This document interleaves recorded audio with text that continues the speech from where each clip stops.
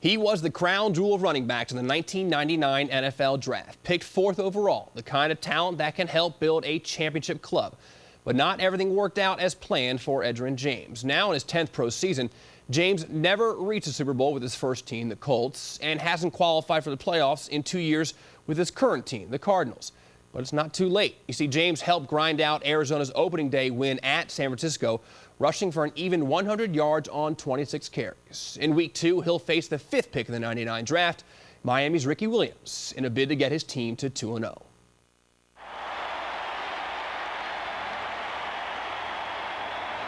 Porter hanging around the left side of the line. Watch out for him, Levi Brown. Snap to Kurt. Warner to throw. Hit as he fires deep downfield. It's caught, ball to the midfield. At the 40, at the 30, the 20, 15, 10, 5. Anquan Boldin, touchdown. 79 yards. If you're going to come after the graybeard, you better make sure you get him, because he will make you pay. And that's exactly what happened. The 3-4 can be a tricky proposition, and it looks like they're trying to work the kinks out here. Two receivers right, edge 5 yards deep. Warner takes the snap. Short set, gonna fire deep. Fitzgerald on the jump ball, of course. Pulled it at the 40, breaks the tackle, 45, spins out of another. Near side 40, 30, 20, 15, 10, and dragged down at the 5-yard line by Will Allen. Wow! What a throw by Kurt Warner. He was locked up on Allen one-on-one to the right of Kurt Warner, and he ran a fade route against Will Allen, and it was a jump ball, and Fitzgerald came down with it. Bolden motions left to right. Warner under center. Takes the snap, rolls right, fires near side. Caught Bolden, touchdown! What a throw! Kurt Warner, the gloved one, on the money to Bolden, his second touchdown today. And the Cardinals took Anquan Boldin. They put him in motion in a perfect throw by Kurt Warner. First down for the Cards on their 13-yard line.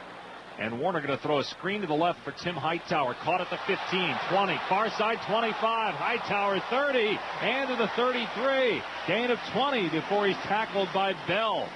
2nd and 10 at the Cardinal 33. Offset eye, receiver to either side. You said, Wolf, before we came back on the air, the Cardinals got to get the running game going. Warner going to throw the right side. Fitzgerald. Oh, that pass was right on the money, and Fitz caught it with one hand with Will Allen draped all over him. Gain of 8 on the play. 3rd and 1 on the Cardinal 42. Offset eye backfield. Hightower the tailback. Warner going to pass right side. Lobbing it out there for Patrick, who makes the catch in Dolphin territory at the 45. He's tackled by former Cardinal Ronaldo Hill. 3rd and 4 at the 38-yard line of the Dolphins. They go 5 wide. 3 right, 2 left. Shotgun snap to Kurt. Warner throws near side. It is caught by Fitzgerald at the 30 for another Cardinal first down. Neil Rackers is out there. 45-yard field goal try. Snap, ball down. Rackers kick on the way. Rackers kick is good from 45 yards right down the pipe. And they got Tim Castile wide to the left. Now Fitz in motion to the right, joining Bolden over there. Warner going to roll that way to his right. Fired downfield right. Caught Anquan at the 40. And run out of play on the far side inside the 40-yard line at the 35. Bolden and Fitzgerald wide to the left on 2nd and 10 at the 36. And a quick toss left flat for Bolden at the 35. And he just runs over 2 guys, pinballs forward inside the 30 to the 29 for about 7. Rackers on for a field goal try of 47 yards. Snap, spot, the kick is up. There are flags down, and the kick is no good. Missed it wide to the left. See what the penalty is, though. And it would give the Cardinals a first down. 12 men on the field. Yep. Defense. The 5-yard penalty results in a first down. And ladies and gentlemen, that's why they're the Miami Dolphins. 2nd and 4 on the 18 of Miami. Shotgun snap to Warner, looking left and throwing into the end zone. Fitzgerald overthrown, incomplete, but a penalty flag down. This will be interference on Andre Goodman. Line of scrimmage. Defense, number 21. The foul occurred in the end zone. The ball will be placed at the 1-yard line. Third down and goal at the 1. Bolden to the left. Fitzgerald slot left. Backs in the eye behind Warner. Fitzgerald motions left to right. Warner with the ball. Quick drop. Looks right. Warner in trouble. And he's sacked back at the 6-yard line. But a penalty flag, I think face mask on Kendall Langford. Fitzgerald in motion right to left. Warner takes. Handoff Hightower left side to the goal line. Hightower is in. Touchdown Cardinals. And Tim Hightower, the first Cardinal back in franchise history with a rushing touchdown in each of his first 2 NFL games. You give me 3 dirt lickers and a ground pounder, and I'm going to score. 2 tight ends and 2 receivers. Chad Pennington under center takes the snap. 3-step drop. Throws near side for Camarillo, who makes the catch at the 37. He's pushed out by Rod Hood at the 40-yard line of Miami. Same formation, 2 wide receivers, 2 tight ends, another pass play. Pennington in trouble, though. Pennington is going to get ripped down by Brian Robinson back at the 30-yard line. They go empty here, 5 wide. Under center, Pennington. Deep drop. Looks right, throws right, and it's caught by Martin at the 45 ahead to midfield. He gets the first down. Tackled by Gerald Hayes. High formation behind Pennington. 3 receivers in the game, 2 right, 1 left. Pennington straight drop. Steps up in the pocket. Throws over the middle to an open man. It's caught inside the 30-yard line by Darian Hagan, the former Sun Devil, east of the 25. Dan Carpenter's first NFL field goal attempt. 32-yard try. Snap is high, but it's down. And the rookie from Montana puts it up and through to get the Dolphins on the board with 5:26 to go in the third. Hard count by Warner almost drew the Dolphins offside. 5-step drop. Warner throws short over the middle. Bolden wide open, 25-30. Runs left as a flag flies in. And Bolden tackles at the 35-yard line. Warner in shotgun on 3rd and 6 at the Arizona 38. Here comes pressure. Warner gets the pass away near side. Caught Fitzgerald in midfield. Breaks a tackle at the 40. Near side 35 and dropped at the 30-yard line. Kurt Warner had all sorts of time. Warner under center. Drops to throw. Flag down. Fires over the middle. Caught by Fitzgerald at the 15 at the 10. He's tackled there. Gain of 21. A first down and penalty markers down. Dolphins may have had too many men on the field again. It's a different Larry Fitzgerald this season. He's in the slot to the left and now motions to the right on 2nd and 7 at the 8-yard line. Warner, 5-step drop, looks to the end zone, throws, and what a catch by Anquan Bolden! Touchdown! Anquan, you are sick! 3rd touchdown today for Q. That is a bad, bad man. Catch the ball like that. A ball thrown behind him on a seam route. And how Kurt Warner got that ball into that window, that's a ball that should not have been thrown, and Bolden stabbed it. They're going to bring in Chad Henne, the rookie out of Michigan, to play quarterback. He's a tough kid. That's one of the reasons why a lot of teams were high on him, even though he doesn't have the great stature. He's about 6'1", 6'2". And then throws a bullet there downfield on 2nd and 10 that's caught by Derek Hagan for a first down at the Dolphin 30. Henne with the ball, back to throw, looks right, unloads far side, and it's caught for a first down by Hagan at the 47-yard line. Gain of 10, first down. Henne under center, again wide left. Play fake, Henne with a pump fake, throws short left for Ginn. It's caught at the 40 to the 35 to the 30. Shows some toughness on that run after the catch. 3 receivers. Henne, 5-step drop, looking left, fires near side, and it's caught inside the 10 by Camarillo. He steps out of bounds at the 6, but it's a gain of 14 and a first down for Miami. Wilford lined up on the wrong side. He went to the left where he's supposed to be. I formation behind Henne. And he takes, give to Ronnie Brown, dives to the goal line and in. Touchdown, Miami. So on 4th down at the 1, the Dolphins finally get a touchdown. It comes with 2:38 remaining in the game. 2-0. That's the Cardinals' record. They win at 31-10. It's been 17 years since this organization was 2-0. NFL Network.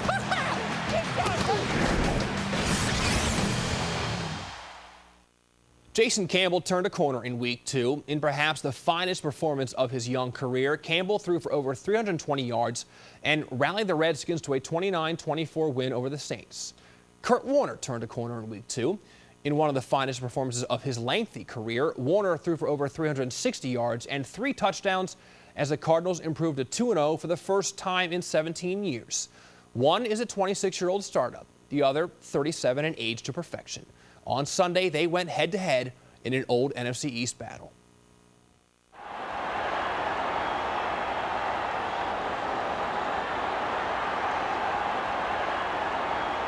Devin Thomas in the game. He's a wide receiver to the right. Moss is to the left. From the shotgun, Campbell steps up, fires left. Catch made by Portis. First down.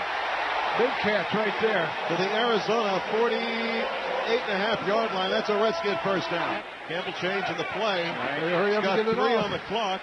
2, 1. Takes the snap.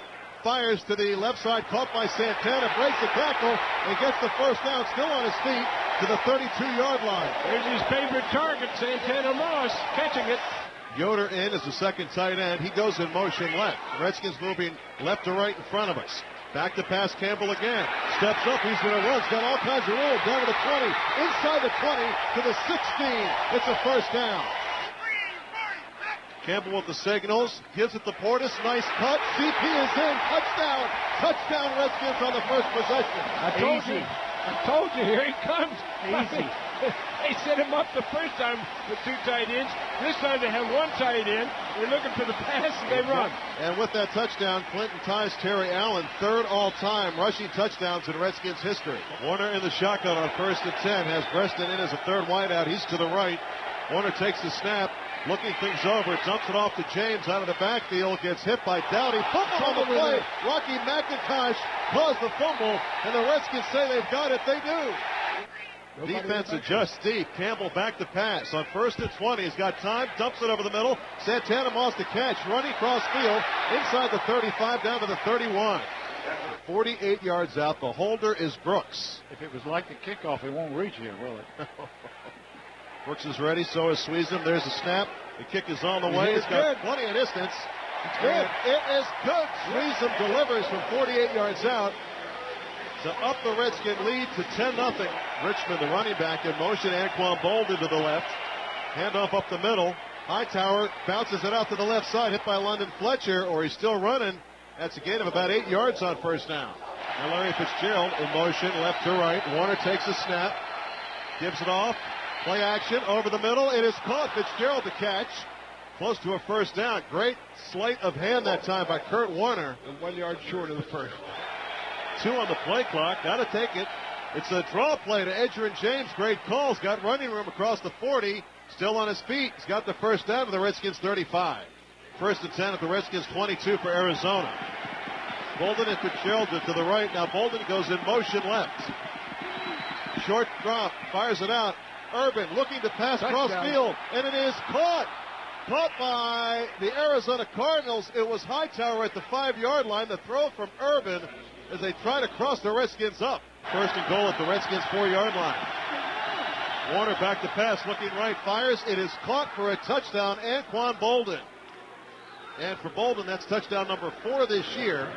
And the Cards are on the board with 2:43 to go in the first half. He's so big, they just run him straight ahead, just turn inside, and they throw it up in the air to him. Kind of like Plaxico Burris up in New York, right? So it's tough to cover that. Same type of receiver. Now they've moved Jason Taylor over. He's a linebacker in this position. Here he comes on the blitz, and Warner over the middle gets rid of it to Bolden. The catch made at the 30, and he's upended at the 35. Flag on the play. Holding, I think. Let's see. Maybe that was by design, but Jason Taylor never went down in his hands. He came from a standing position. Roughing the passer. Number 27 on the defense. 15-yard penalty will be added to the end of the run. Well, that's a bad foul on Fred Smoot. Tacking 15 more on. Bolden comes in motion to the right. Warner under center. Gives it to Edgerrin James. Hit in the backfield, breaks through, and across the 45 down to the 41-yard line. Warner in the shotgun on 3rd and 2 at the Redskins 27 as Hightower next to him. Takes the snap, looks it over, looking, fires. It is deflected and caught by Bolden. Sean Springs had a piece of it, and Landry takes him down. It's a first down at the Redskins 20. Here it's a 3rd and 9 at the Redskins 19. Big play here early in the third quarter. Warner from the shotgun takes the snap. He's got time over the middle. Catch is made. It's a first down at the 9-yard line. Catch by Larry Fitzgerald. 27 yards out. Yonkers 4 of 5 this season in the field goal category. It is good. Game is tied at 10 apiece. 9:20 to go in the third quarter. 2nd and 8, Redskins at their own 33. Campbell, it's a reverse to Devin Thomas. All kinds of running room. 35-40 to the 45, up to the 49-yard line. Doc said keep your eye on him, and he broke one that time all the way up to the 49. Campbell in the shotgun on 1st and 10. Takes the snap, play action, screen pass Portis, left side to the 50. Breaks the tackle, 45. Down to the Arizona 43-yard line. Redskins and Cardinals, 6 minutes to go in the third. Redskins have it, 2nd and 1. The Arizona 42, hand off to Betts. He's got the first down as Moore. Across the 35, driving down to the Arizona 33. Randall L to the left. That's the running back. Reverse Antoine Randall L. He wants to throw. Looking, fires, Cooley to catch. At the 22-yard line, first down, Redskins. This is a good option. Campbell in the shotgun on 2nd and 6 at the Arizona 18. Campbell takes the snap, heat up the middle, screen pass, Cooley left the blockers, to the 15, to the 10, to the 5, hit and out of bounds. Yoder in motion right. Campbell gives it to Portis. No, play action fake to the end zone. It is a touchdown. Todd Yoder the catch from Jason Campbell, and the Redskins take the lead. That's a little trick play there. I thought they'd run it. I did too, Sam. Yeah, it worked.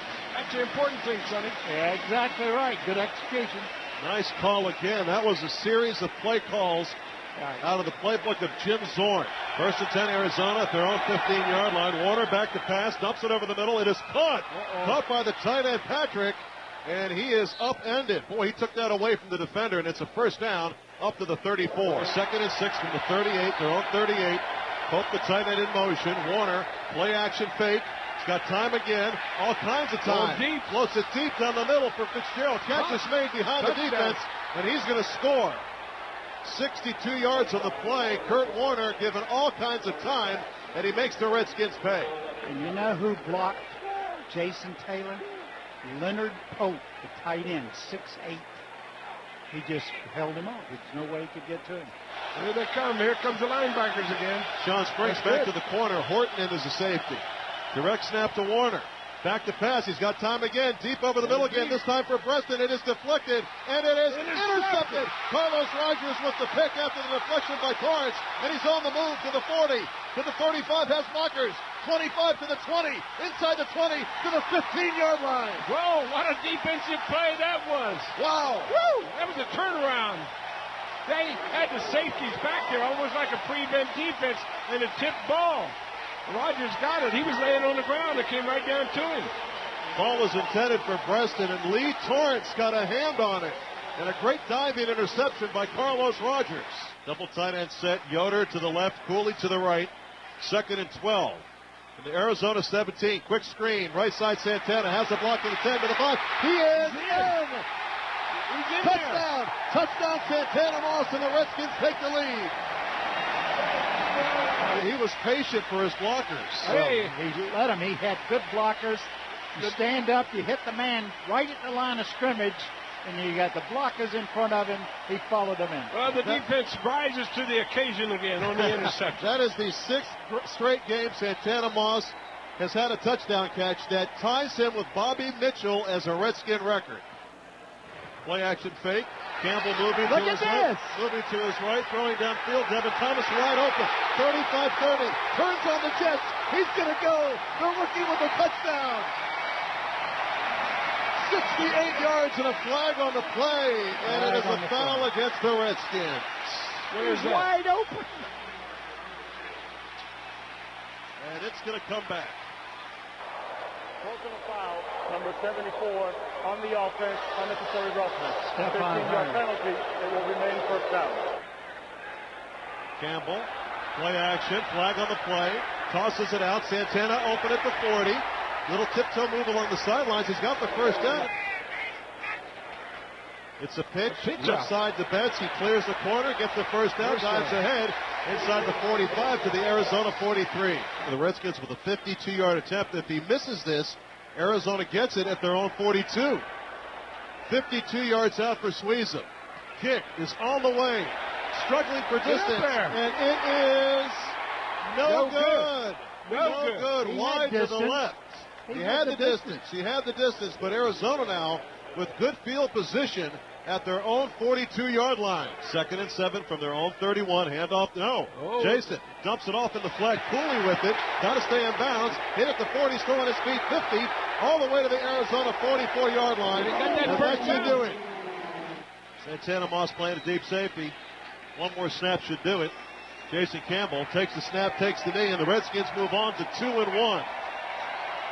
24-17 the final here this afternoon at FedEx Field. And the Arizona Cardinals are 2-1. Exactly right. NFL Network.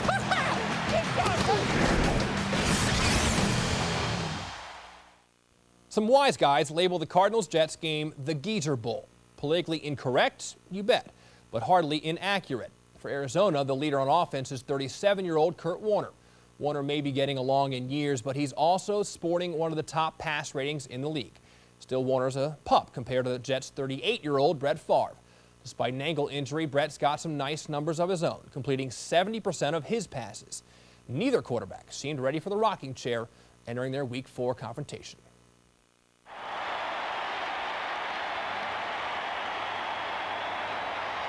Deuce Latui and Levi Brown, the offensive line with Leonard Pope at tight end. 2nd down and 8. Warner play action, drops the throw, under pressure, fires one deep over the middle, caught right between the hash marks by Larry Fitzgerald. A first down out to the 39-yard line.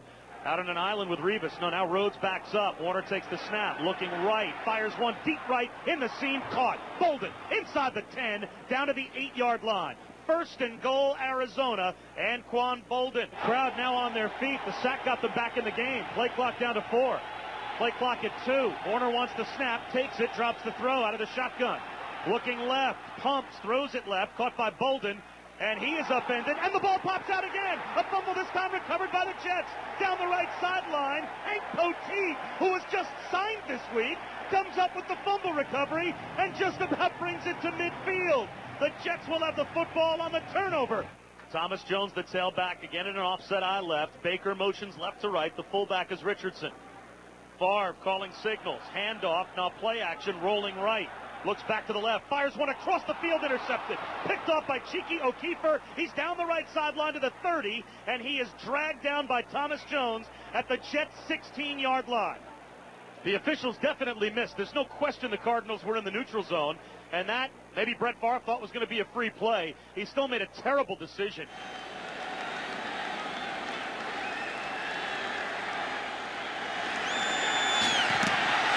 So now the Jets line up, block the field goal. Chris Jenkins blocks it. Rackers tries to jump on top of it at midfield. The Jets block the field goal attempt, and it'll be 1st and 10 New York hitting midfield.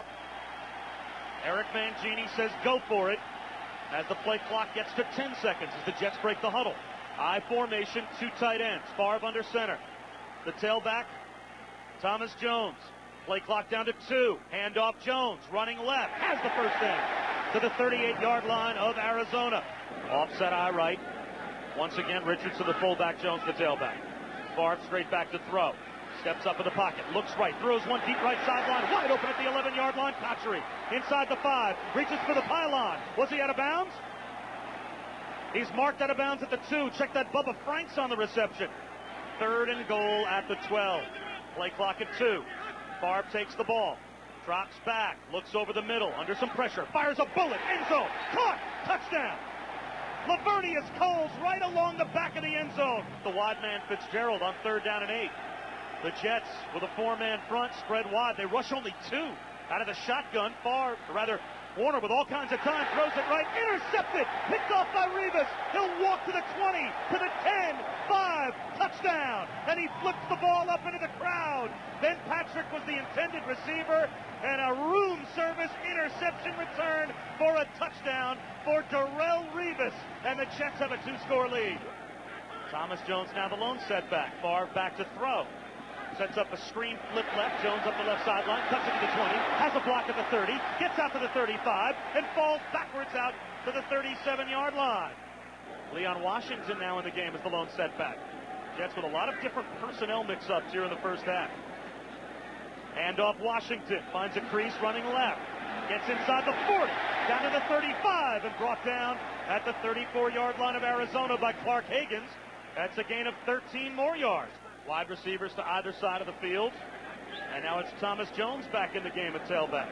Favre pumps once, drops back, looks downfield, fires a bomb, wide open at the 5-yard line, and walking into the end zone for a touchdown is Lavernius Coles. The man that was covering Coles on the far side, Eric Green, is crumpled down at the 29-yard line of Arizona. For the first couple of weeks of the season, they're averaging over 100 yards rushing per game. Now Warner drops the throw, under pressure, throws it, intercepted, picked off. Eric Smith had the ball stick to his right hand at the 20-yard line and falls inside the 20 to the 18. Boy, look what I found for Eric Smith, who was up near the line of scrimmage, and Warner dumped it right in his hand. Now the snap and the placement down. The kick is up, and it is good. So a 20-yard field goal by Jay Feely is perfect, and the Jets lead 24-0. Larry Fitzgerald lines up in the backfield as an H-back, set left in a three-point stance, and now motions from left to right and back to the left. Offset eye right with James the tailback, back to throw Warner. Here comes the blitz, under pressure. He'll be hit and sacked. The ball pops out again. The Jets are after it. It's loose on the turf, and the Jets recover. David Harris has it at the 40-yard line. Calvin Pace comes in and hits his old teammates for a turnover. Shotgun for Favre. Three receivers right, Coles left. Favre flips it back left corner of the end zone for Coles. Makes the catch. Touchdown. The third touchdown grab in the first half for Lavernius Coles. He beat Rogers Cromartie again. And Brett Favre and Lavernius Coles, you're right, Marty, they look like a different combination in this game today. They line up in a shotgun. Does Warner under some pressure. Throws it to the near side right. The ball stripped away, and the Jets may have it on a turnover. A strip sack again. David Bowens takes it away. He tried to throw it right, and all he was trying to do was end the half. Bowens knocked the ball away before Warner's arm was moving forward. So Feely on for a 30-yard field goal to try and end the half with 3 more points. It's up, and it's good. Halftime. The Jets score 34 points in the second quarter alone. First and 10 for the Cardinals after the penalty at their own 42-yard line. Shotgun snap for Warner. Here comes the blitz under some pressure. Throws it right. Catch made by Breston right in front of Lowry on his knees. Edger and James set to Warner's right in the shotgun. Twin wide receivers to either side. Warner well protected out of the shotgun snap. Throws it to the far sideline. Caught by Fitzgerald. Down the sideline. Popped out of bounds. And a flag comes out. He was reaching for the sticks and was hammered out of bounds by Drew Coleman, and that's a good flag. He was out on the white apron. Drew Coleman's going to come up and smack him almost like a pitch and catch right now with Kurt Warner and his receivers. Warner takes the snap. Here comes the blitz. Trap handoff up the middle at the 10-yard line, down to the 5, and inside the 5, Edger and James. Handoff up the middle, James at the goal line. He's in easily for the touchdown. The Jets were down a player, I think, defensively as well. They ran one player off late, and I think only had 10 players on the field. 4th and 8 at the Jet 28. Shotgun set. Warner takes the snap.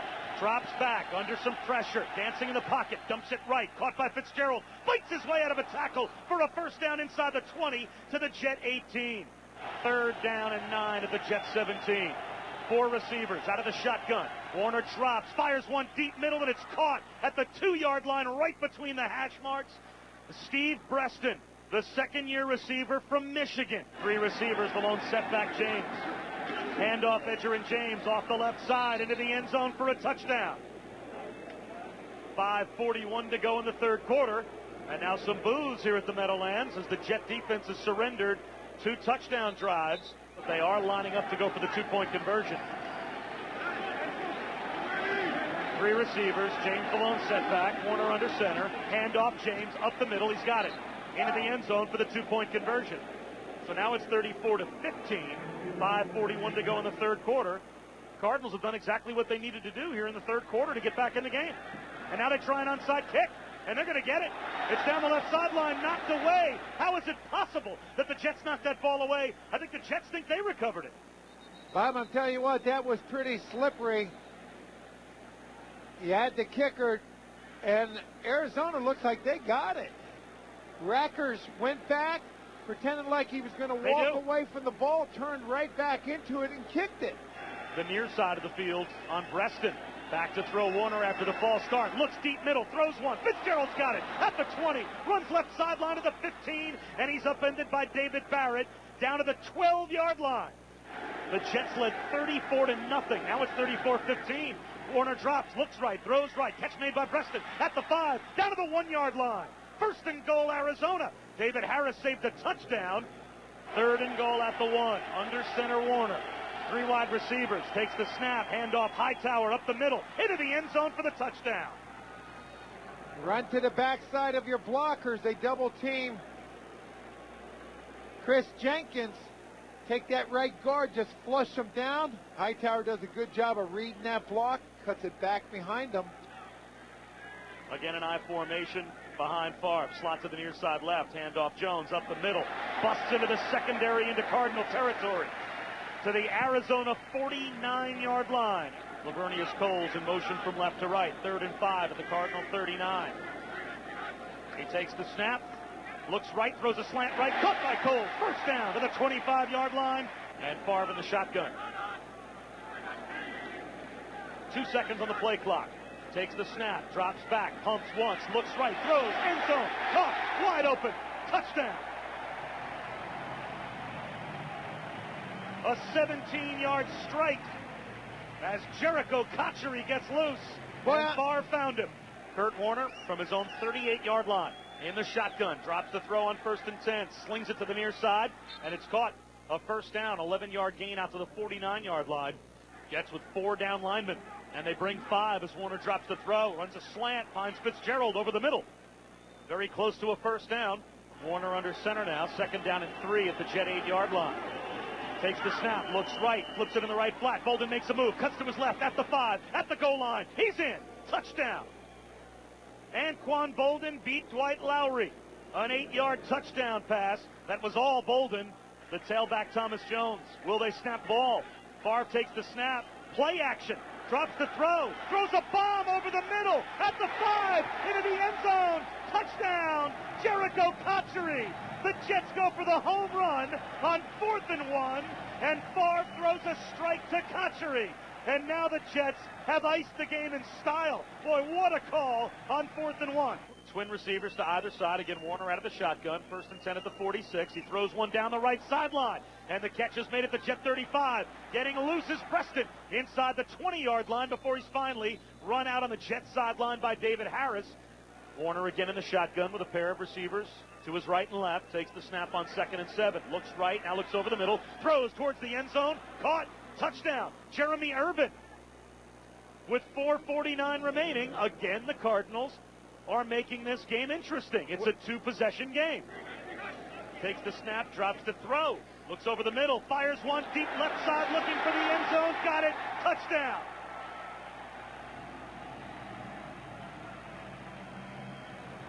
Dustin Keller, the rookie, with a touchdown reception. And Brett Favre, with his 6th touchdown pass, sets an all-time individual career high for a single game. The Jets haven't scored more than 50 points since 1986. Trap handoff, Leon Washington up the middle and in for the 2-point conversion. No signal from the officials as of yet, but he clearly broke the plane, and it's good. Brett Favre set a new personal career high for passes, touchdown passes in a game. 6 Brett Favre touchdown passes today, and the Jets win it 56-35. Station of NFL Network.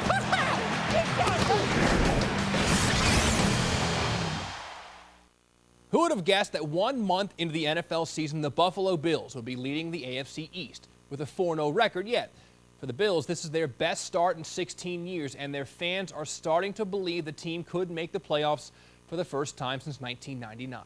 In Week 5, they've traveled to Arizona to meet a Cardinal team that has playoff dreams of its own.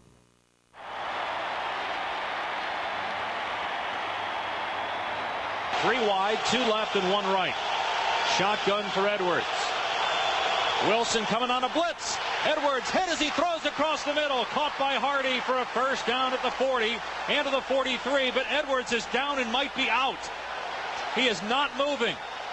Adrian Wilson just clobbered him back at the 28-yard line, and then Wilson signaled for the Buffalo trainers to come running on the field. It is a Bills first down, though. Trent Edwards is up. He is helped to the Buffalo bench, trying to get his bearings after a huge hit by Adrian Wilson. No score, 13-19 to go first quarter. J.P. Lossman is the new quarterback, former first-round pick. 2nd and 8 at the Bills 45. I formation behind Lossman, receiver to either side. Handoff, left side, ball fumbled and recovered by the Cardinals. Antonio Smith at the 37-yard line. I don't know if Lynch ever had it in his hands. Smith was in the backfield. And it's Cardinal football. Look at the Rottweiler shoot the gap. Disrupted the exchange. Ball's on the ground. And Antonio Smith just smothers it. First down. Offset eye backfield. No score. 12:23 to go in the first. Warner back to throw. In the pocket. Dumps it off. Short right. Caught by Edge at the 30. And dropped at the 26. Gain of 12. And a first down tackled by Kavika Mitchell. Luckily for the Cardinals, that's only second down instead of a penalty. And now there's a flag as they run James right side. Big hole, 25-20 to the 15 and out of bounds inside the 15 at about the 13-yard line. It's a gain of 13 and a first down. Warner under center. Takes the snap. Three-step drop. Pumps. Lobs. Right corner end zone. Touchdown. Larry Fitzgerald, his third of the season. That was stealing right there. Larry Fitzgerald lined up in the slot, ran a flat and up route, and then had Jeremy Urban run the slant route behind him, and the Bills got totally confused in their coverage, and Larry was wide open. Third down and 4 at the Cardinal 26. Shotgun snap to Kurt. Fires near side. It's caught by Doucette across the 30-yard line to the 33. 2nd and 10 on the Cardinal 35. Three-step drop and a throw across the middle is caught by Breston at the 45 to the 46 for the first down. 3rd and 7 for the Cardinals at the 37 of Buffalo. Two receivers to the right and one to the left. Arrington in the backfield. Warner takes the snap. Short set. Looking over the middle. Firing to Breston in triple coverage, and it's caught for a first down at the 25. 3rd down and 1 at the Bills 17. I formation behind Warner. Fitzgerald wide right. Hightower is the tailback. He'll get it running left. Has the first down and more inside the 10 to the 5 to the pylon. Touchdown, Tim Hightower. How good is Timmy Hightower? Everyone talking about how the Cardinals needed to get a kid that could run, a kid that was fast. Timmy Hightower not going to beat many people in a race until he's got the ball. 4th touchdown in 5 games for rookie Tim Hightower. 3rd down and 14 for Buffalo on its 13. Shotgun for J.P. Lossman. He's got it. Back to throw. Moves to his right. Now throws deep. Oh, boy. Wide open Lee Evans at the 30. Caught. 25, 20, 10, 5, touchdown. An 87-yard touchdown pass as Evans got behind Rodgers, Cromartie, and Roll. And the game changes just like that. And credit J.P. Lossman and the Buffalo Bills for making a play. Oh, boy. You cannot leave Lee Evans open. And he burned Rodgers, Cromartie, and then got about 10 yards behind Antrell Roll. Warner has been sharp so far. Quick pass left flat. Great move. Fitzgerald after the catch. He spins away from Greer and gets close to the first down. Steps out of bounds and appears to have it. Hightower back in the backfield again on 3rd and 1 at the 42. It's a pitch to Hightower. Left side. Spins to his right. First down carry across the 45 to the 47. Warner in shotgun. 2 running backs in the backfield as well. Twins left. Single receiver right. Snap to Warner. Handoff James. Up the gut. Big hole inside the 20. down to the 15 and tackled at the 14-yard line. It's a 16-yard running play and a first down. Now one back with a first down at the 14-yard line. That's James in the backfield. Two receivers right, one left. Warner with a short set. Throws over the middle. It is caught by Patrick at the 5-yard line. Dropped by Whitner. Very close to the first down is Patrick. Warner under center. Edgerrin James 5 yards deep. Warner changing the play.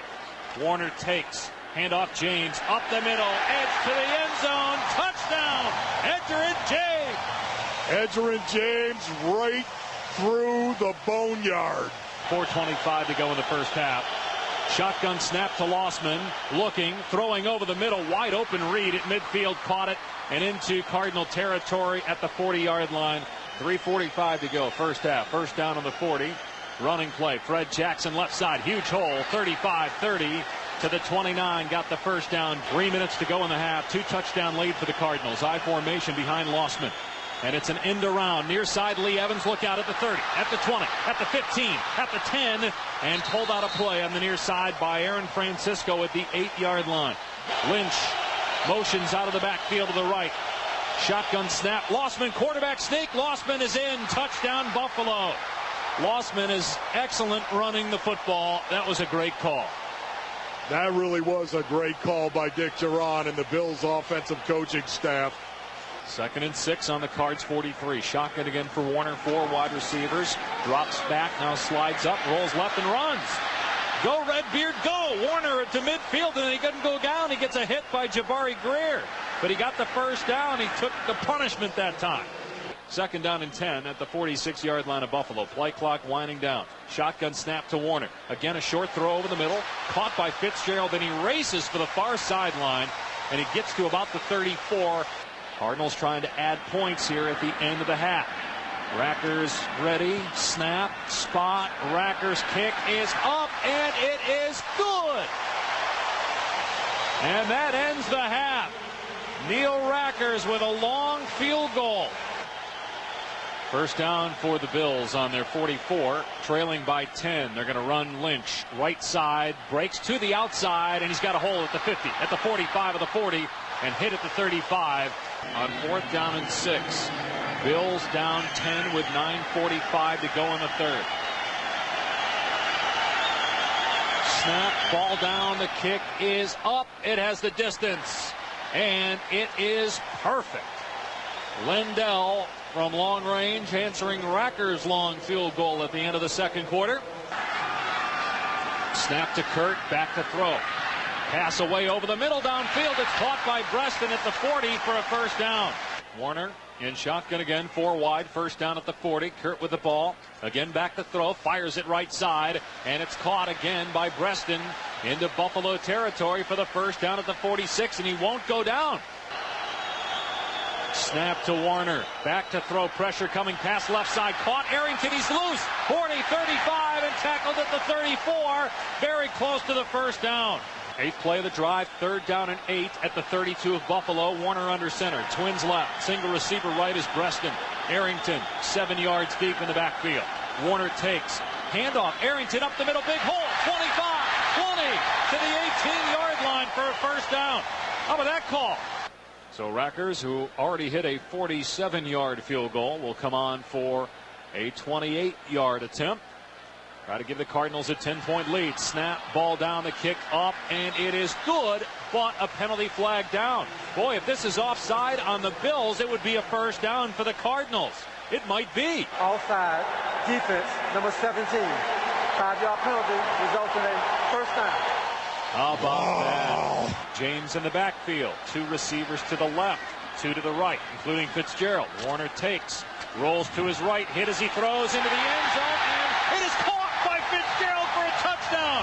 How did Warner get that pass away? And how did Larry Fitzgerald catch that ball?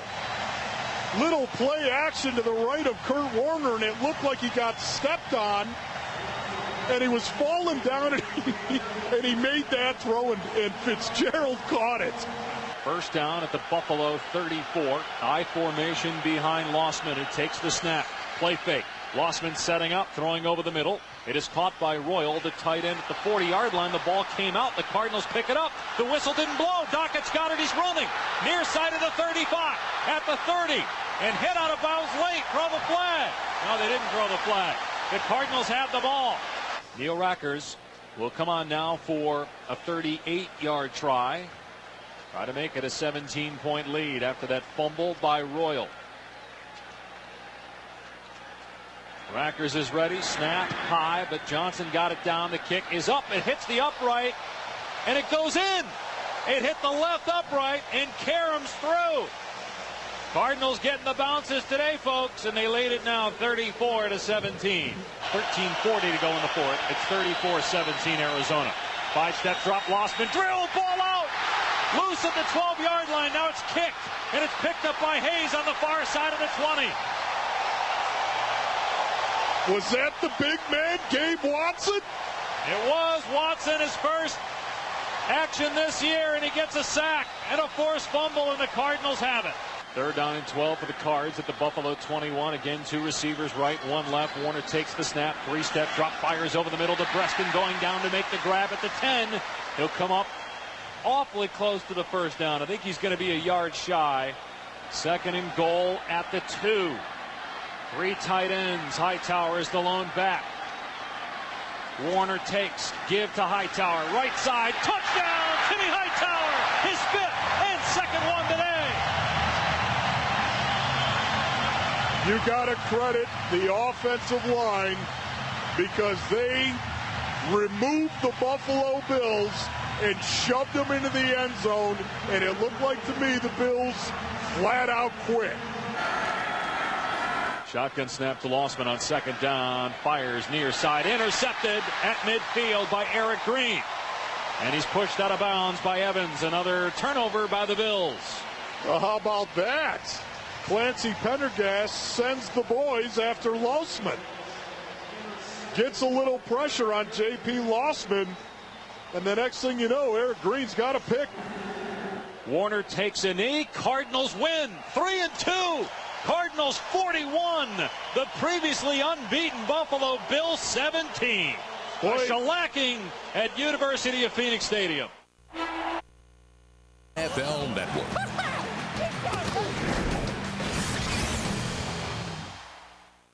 For the past few years, the Arizona Cardinals have been a popular sleeper pick to make the playoffs, but they always seem to fall short of those expectations. Well, heading into Week 6, the Cardinals found themselves 3-2 and atop the NFC West. They had just manhandled the previously undefeated Buffalo Bills, and their 147 points scored were the second most in the NFC. To get their 4th win, the Surging Birds would have to take down the NFC's highest scoring team, the 4-1 Dallas Cowboys.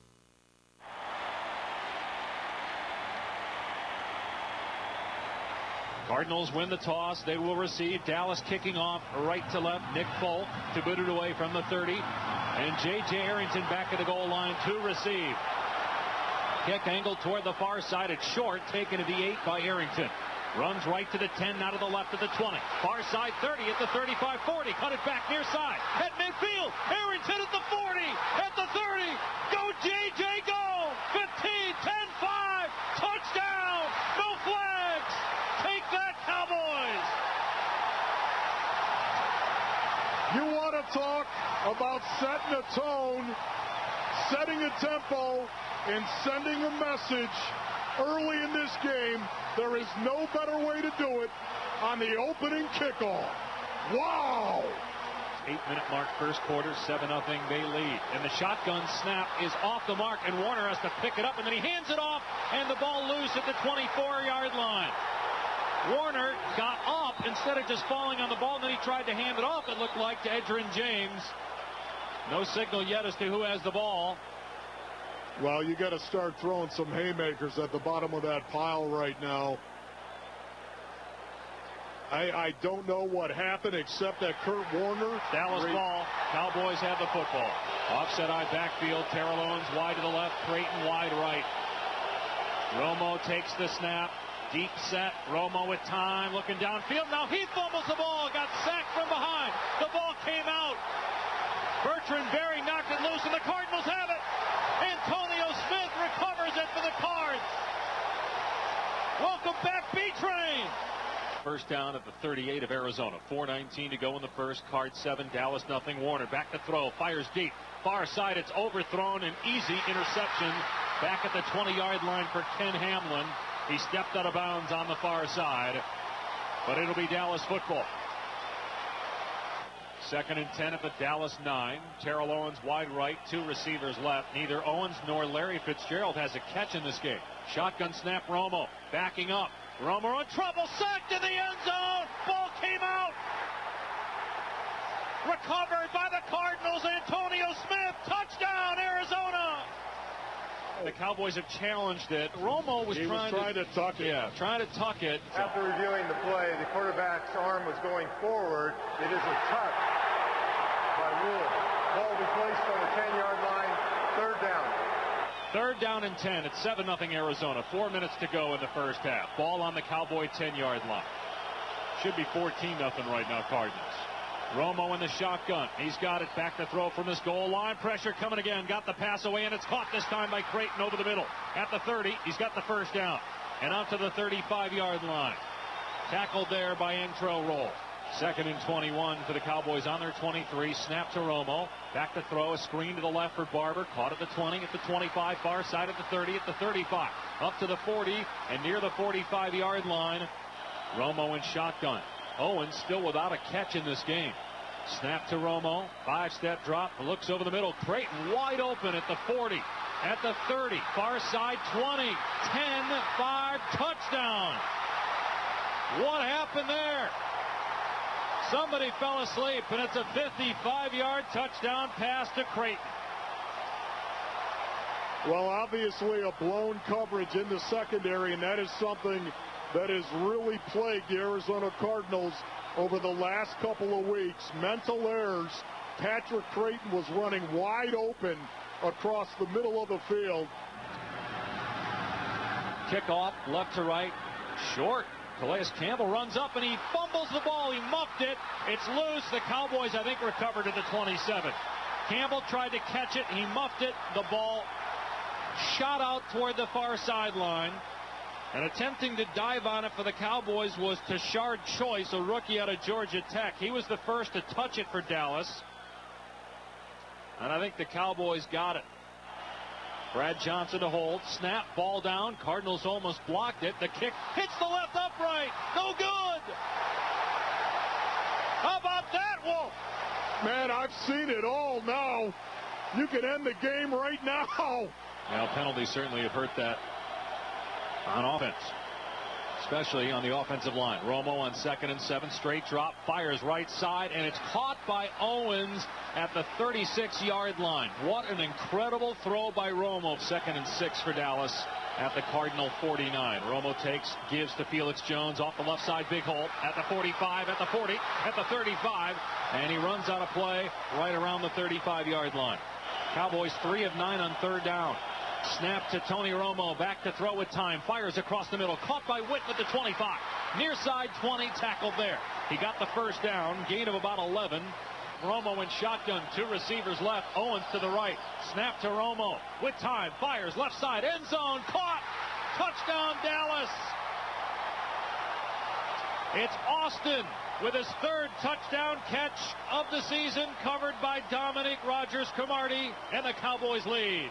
3rd down and 17 to go. Got to get to midfield. Warner back to pass. He's hit. Pass is tipped. It's caught left side. Hightower at the 40, 45, and close to the first down. He may have it in midfield as he dives out of play. They needed a break, and they got it. The ball tipped by the Cowboys right into the arms of Hightower. Hightower is in the backfield with Kurt Warner. Snap to Warner. Back to throw. Fires over the middle. Preston with the catch at the 35. At the 30. Down to the 25. First down. Gain of 21. 2 receivers right. 1 to the left. Warner takes. Short set. Looks right. Lobs. Fitzgerald. Got it. Touchdown. Larry Fitzgerald on Pac-Man Jones. Larry Fitzgerald one-on-one with Pac-Man. and it was a play designed to go to Larry all the way. As they cleared out the area, Larry lined up in the slot and ran to the back of the end zone, and Warner just threw it up and knew that Larry was going to come down with it. Because you never know what might get said. Here's an onside kick, left side. Hold on a second, but it's recovered by the Cowboys at the 45-yard line. Rackers, instead of backing up, he quickly onside kicks it to the left where there are 4 guys over there. It's a Shard choice. Recovers. Cowboys are 5 of 11 on 3rd down. Snap to Romo's over his head. He picks it up. He's running and he's taken down back at the 47-yard line by Matt Ware. Warner in shotgun. Ooh, an awkward snap, but Warner catches it and he throws left side. A leaping catch across the 20-yard line by Breston. J.J. Arrington wide to the right. Breston out there as well. Fitz split left. Terrell Smith, the lone setback. Warner gonna pass. Deep set. Steps up. Going deep. Near side for Fitzgerald. It's underthrown. Fitz caught it anyway. Pulls it in Dallas territory at the 40. And he's tackled at the 39 by Henry. The vertical game of Larry Fitzgerald is just unbelievably sick. Warner takes short set, fires to the left, caught by Breston at the 30, down at the 27. 2 receivers near side. Breston now motions to the far side. Warner takes, looking left, instead pumps right, throws back over the middle. The Pope caught at the 15 and down to the 12-yard line. They can still get a first down before getting into the end zone. Play clock at 2. Warner going to throw end zone, and it is caught. Touchdown, Steve Breston, and the Cardinals lead it here in the 4th quarter. As my old coach used to say, it wasn't pretty, but you did have a date. Cowboys crowding the line of scrimmage with 9 men. Snap to Warner, pressure coming. Warner hit, got the pass away over the middle. Fitzgerald makes a great catch inside Dallas territory at the 46 as he burns Pac-Man again. What a throw by Kurt Warner. Snap to Warner, looking right, in trouble. Throws left side, jump ball. Fitzgerald along the sideline made another great grab as he's going out of bounds. Inside the 30-yard line. You got to be joking me, Larry Fitzgerald. Are you the best receiver in football? You might be proving it today. Rackers the kicker. Johnson a hold. Snap is good. Ball is down. Rackers kick is up, and it is good. Neil Rackers from 41 yards out makes it a 2-possession game. 24-14 Arizona. 2nd and 15. Shotgun snap. Romo. Barry coming. Romo able to throw it far side. Barber on the catch, breaks a tackle. 35, 40, 50, far side 40, at the 30, another broken tackle. Barber at the 20, at the 10, cuts it back near side 5. Barber, touchdown. 70-yard touchdown pass. And this game far from being over. Unbelievable right there. Another 3-man rush. Romo dumps it off to Marion Barber. 1 missed tackle, then another missed tackle, bad angle, and down the sideline goes Barber. Cowboys out of timeouts. If the Cardinals get a first down, the game essentially is over. Fitzgerald wide to the right, Arrington in the backfield. Warner rolling right. Warner in trouble. He's sacked. Back at the 35-yard line by DeMarcus Ware. Romo in the gun. Snap to Romo. Steps up in the pocket. Romo looking deep. Pass over the middle. Caught by Witten at the 40-yard line. He's tackled there. 14 seconds left. Cowboys trying to hustle. 11, 10, 9. Cowboys not ready yet. 8, 7, 6, 5. Romo under center with 4, with 3. He's got it. He spikes it with 3 seconds left. Travis LeBoy got hurt, and he's on the Cardinals bench right now. That should be a penalty on the Cardinals because LeBoy was not onside, which would put the ball at the 35. There was a member of the Arizona Cardinals still on the field during the hurry-up. That is offsides, unabated. We would set the clock to first down. Let me finish. First down, and please set the game clock to 4 seconds. 52-yard try by Nick Folk. 4 seconds left. Arizona 24, Dallas 21. Brad Johnson to hold. Snap. Ball down. Kick is up. Does it have the leg? It does have the leg, and it is good. We're tied at 24 and going to overtime. 3rd and 18. If you stop them, you're going to get good field position. Ball on the Dallas 14. Terrell Owens left, 2 receivers right. Romo in the gun. Snap to Romo. Blitz coming. Wilson. Pass away. Near side. Overthrown and incomplete. Intended for Owens. Matt Ware on the coverage. Matt McBriar's been great all day. The punter for Dallas will punt from his goal line. He's got it. Here they come. Cardinals blocked it. It's picked up. It's a touchdown. Cardinals win. Monty Bizo with the touchdown. Sean Morey with the block. How about them Cardinals? The Cowboys had been great on special teams all day, but Sean Morey got through that time. Bizo picked it up. Touchdown. Cardinals with a 2-game lead in the division. Cardinals beat the Cowboys in overtime. No way! 30-24 on a block punt. No way! Jones is playing in it. Adam.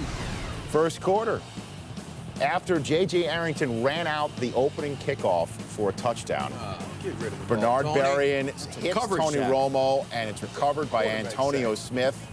Arizona gets the ball, and Terrell Owens is yelling at his center. Right, he's challenging his Protect offensive my line. quarterback. All the right protections and protect my quarterback. Cowboys, however, still trailing 7-0 second quarter now when Darnell Dockett hits Romo. Ball's loose. Arizona recovers for the touchdown, except it's the tuck rule. No, not the tuck rule. That was a fumble. Wade knows it's the tuck rule. Listen, it's in the rule book, That's and the a refs fumble. call this is a tuck. No, it's that Whether tuck. you like it or That not, tuck's I gotta don't. go. that is appropriately called. I don't think it should be in there, but that is the tuck rule, and it's just an incomplete pass. And the next play, would you know it? Here's Patrick Creighton for the first down. So instead of it again being down 14-0, the Cowboys are moving down the field. And 3 plays after that catch, here comes Patrick Creighton again over the middle, and he is gone. Great blocking downfield. Great stutter route by Patrick Creighton. 55 yards. Cowboys tied at 7. Ensuing kickoff. Little bit of fun here with a minute to go. Except it's not fun for Arizona. Nick Folk just pops it in the air. Calais Campbell tries to call for a fair catch and just goes off the shoulder pad. Nick Folk gets a gimme 3, except the Pro Bowler misses for 36. So an interesting final minute, but it's still 7-7 at the half. Third quarter. Remember that 3. Here comes Romo. Terrell Owens' 3rd catch of the day. 2 minutes into the second half. Yeah, see, that don't make sense. Only 4 catches in the day for Tio, who hasn't led the team in catches in any game yet this season. 5 plays later is Jason Witten, 10-yard gain. 3 plays later, 12th play of the drive, 3rd and 4, Romo to Miles Austin. And in a game in which they were losing from the get-go, Dallas is leading midway through the 3rd quarter, 14-7. Cardinals next possession, Kurt Warner on 3rd and 17. Tip ball gets to Tim Hightower, and he gets the first down, 17 yards on 3rd and 17. Good effort. 3 plays later, 3rd and 6. Warner to the guy filling in quite well as a starter for Anquan Bolden, Steve Breston, 22-yard gain. 4 plays later, it's 1st and goal. Warner, why not flip it up to this guy? Great route, great switch route right there. The Cowboys should have known that was coming. It worked last week, it worked this week. Larry Fitzgerald ties the game at 14, 11-yard score. 4th quarter, first play of Kurt Warner. Launches it, gets hit. Larry Fitzgerald, jump ball, pulls it down. Throws it in the coverage. He comes down between 2 defenders. 39-yard gain. 7 plays later, it's Warner to Steve Breston, touchdown. Cardinals back up, 21-14. 8 minutes left in the game after Cowboys 3 and out. It's 3rd and 7, Arizona with the ball. Warner to Larry Fitzgerald, 5 catches for 79 yards. This led to a Neil Rackers field goal. Arizona up 10, getting ready to serve notice on the rest of the NFC that they belong by beating the Cowboys. 2 minutes to go, needing 2 scores. It's Marion Barber. Watch that block by T.O. Making a play. Another block by receiver. Marion Barber, he's gone. And there's nothing they can do about it. This is a screen for 10 yards, and you get receivers blocking downfield that put him in the end zone. 70-yard score. Cowboys back within a field goal, 24-21, under 2 minutes to go on the game. A sack. Cowboys are out of timeouts, however. Big play by DeMarcus Ware. Cowboys next possession. 21 seconds to go. 3rd and 11. Romo over the middle to Witten. What a big grab. 30-yard gain. And with the spike ball, there's a member of the Arizona Cardinals who's not back on side, so tack on 5 more yards. Instead of it being a 57-yarder, it's a 52-yarder from Nick Folk to tie the game. And Folk's kick is blocked. No. Except, wait a minute, Ken Wisenhunt called a timeout. Why do they do that? He did call Well, a timeout. because it worked a couple times back in the day. So you can't ice him twice in a row. And Folk from 52. Nick, it's true. We're going to overtime. Boy. Wade Phillips, yay! Thank you for that timeout, he says. T.O. like, all right, you got Cowboys win the toss. 3rd and 18. First possession of overtime. Romo to Owens, incomplete. So the Cowboys are forced to punt. Arizona getting the ball back with a chance to win. Matt McBriar on the punt. It's blocked by Sean Morey. No. Monty Beisel picks it up, and that's the way the Cardinals win. Jerry Jones can't believe what he's seen. The Cardinals are 4-2, just like the Cowboys, and what we saw was the very first instance in NFL history of an overtime game ending on a blocked punt for a touchdown. It had never happened before, and it happened in Arizona. Dallas goes to the Rams next, so they're 4-2, and the Rams, maybe they can knock off the Cowboys after knocking off the Redskins. We're going to go prime time. Let's do it. Yes, we are. But before we do that, wait a minute.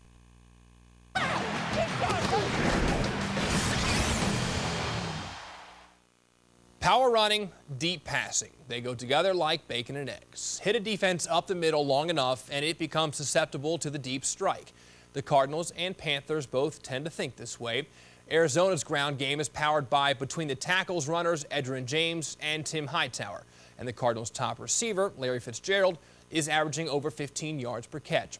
Still, Steve Smith's numbers are even better. He's averaging nearly 18 yards per grab. With Jonathan Stewart and D'Angelo Williams pounding inside, Carolina could go downtown to Smith.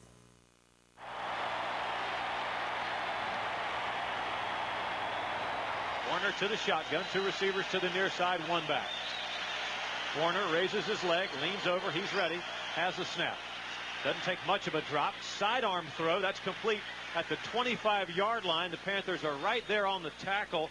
Anquan Bolden playing in his first game after a broken jaw, 8 small plates inserted into his face during 2 separate operations. Bolden trots in motion toward the far sideline. Panthers show blitz and come with it. Warner catches the ball once, throws right flat. That is complete for a first down.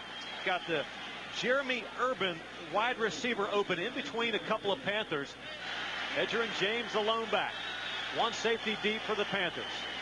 Preston in reverse motion. And it is a reverse play to Bolden. He's got it at the 30, running room down the far sideline, cuts it back up inside the 10, spilled it about the 8-yard line. Penalty marker down. Right at the end of a play, a penalty marker comes sailing in. Good ball handling there by Kurt Warner in Arizona. Split end to the far side. First down and 10 from the 23-yard line. Warner throwing to the right, got a wide open receiver. Diving catch at the 5-yard line is made by Tooman, the tight end. It'll be 1st and goal for Arizona. They're making this look uncomfortably easy so far. That was your kind of play. 21-yard field goal. Neil Rackers, right-footed kicker. He bangs it, and it is up and good. So the Cardinals come off their 17 and get 3. You're right, Joe. 2nd down and a long 15 to go. Delone pointing out the middle linebacker. Cardinals, 4 down linemen, 9 in the tackle box. Cardinals coming on a blitz. Delone under siege. Ball loose. Fumbled it. Panthers trying to fall on it, but it's Arizona ball at the 5-yard line. D'Angelo Williams trying to block for dear life there, but unable to come up with it with the blitzing linebacker Carlos Dansby coming through to strip that ball from Jake Delhomme. 1st and goal from the 5-yard line of Carolina. Warner in the shotgun with Edgerrin James to his right. 2 receivers to each side. Warner takes, slant, left side, complete, Bolden, touchdown. It takes Arizona only 1 play. Wow, I tell you what, Kurt Warner paid for that touchdown, but he got up quickly and just ran up the field. I'm telling you, this guy has like, he has like something in his veins, man. Third down and 7. Panthers 0 of 3 on third downs. Jake Delhomme over the middle. It's a quick slant. It's caught in traffic for what is going to be a first down. Dwayne Jarrett. Jake Delhomme lined up as a flanker to the near sideline. D'Angelo Williams gets the call off the Hoover block. D'Angelo's got 5 yards. He's got 7 yards. He's close to the first down at the 44. I believe he's got it. Down 10-0. Delhomme takes the snap, gives to D'Angelo Williams, bounces it to the left, got running room, got the edge 50 into Cardinal territory. Down. There's a penalty marker down. There you go. Throw it. Face mask against Antrell Roll, the free safety on the tackle in front of the Cardinal bench.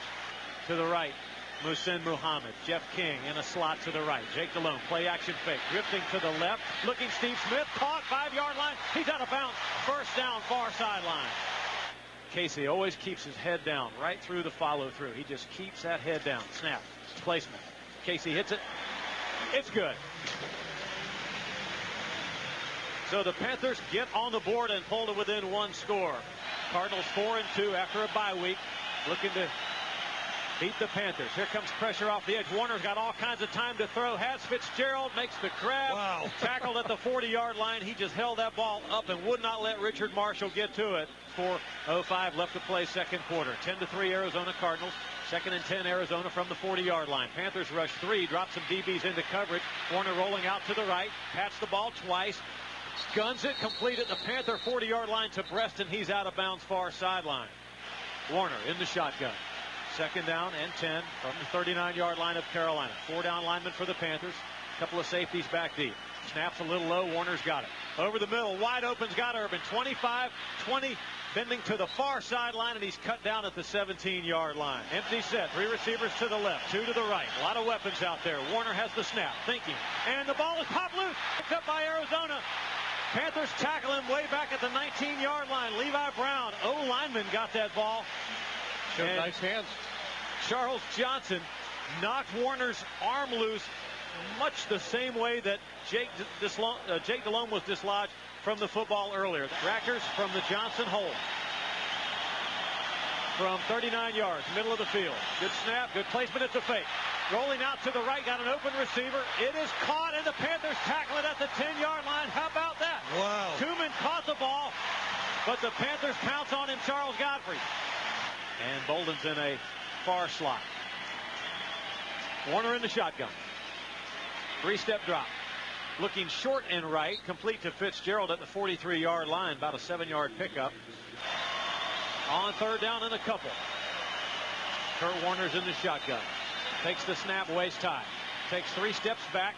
Now he throws up and out to the right, caught by Bolden into Panther territory. Twin slot to the left side, the near side. Warner moves up in the pocket. Got Fitzgerald open over the middle. Fitzgerald reaches out, snares it, and he's tackled at the 18-yard line. Wow, what a beautiful play. And there was no way that Godfrey's going to be able to get off on that route. From the 11, offset eye. Warner retreats to throw. Got an open receiver over the middle, complete. Panthers tackle him at the 4-yard line. Anquan Bolden, 1st and goal, 2-yard line. Arizona up 10-3. The give is to Hightower. Probing, thinking, looking, bounces it to the left now, dives, he's got it, end zone touchdown. Wow, there's no way that can happen. The Panthers totally had him hemmed in if he wanted to go right. Instead, he just reversed his field, changed his mind, and angled in left side. It's like the play stopped for everybody but Hightower. He bounced off that first would-be tackler, and then it looked like everyone else was standing still while he continued to play to the other side. 17-3 Cardinals. 3 down linemen, 2 linebackers set to rush in. Draw play. D'Angelo Williams on 1st down. D'Angelo thumps up the middle. He's breaking free in the secondary. That's 13 yards the hard way, right up inside. 3 tight end look by the Panthers. Gary Barnidge in the game. Little zigzag motion by Steve Smith, working back toward the far sideline. Play action fake, backside pressure coming. It's a screen pass left side. D'Angelo Williams got running room. 40, 45, taken down 46-yard line. Jake Delhomme throwing just as he was hit, and that was an excellent choice to go left side. 17-3 Arizona the score. Delhomme backing up to throw. Over the middle, fastball, that's complete. Jeff King. King lowers his pads and gets to the 22-yard line. He was wide open. D'Angelo Williams in the backfield on 3rd down and 3. It'll be D'Angelo Williams. He's got the 1st down, straightened up, and he breaks free. Touchdown! Right up the middle. Wow.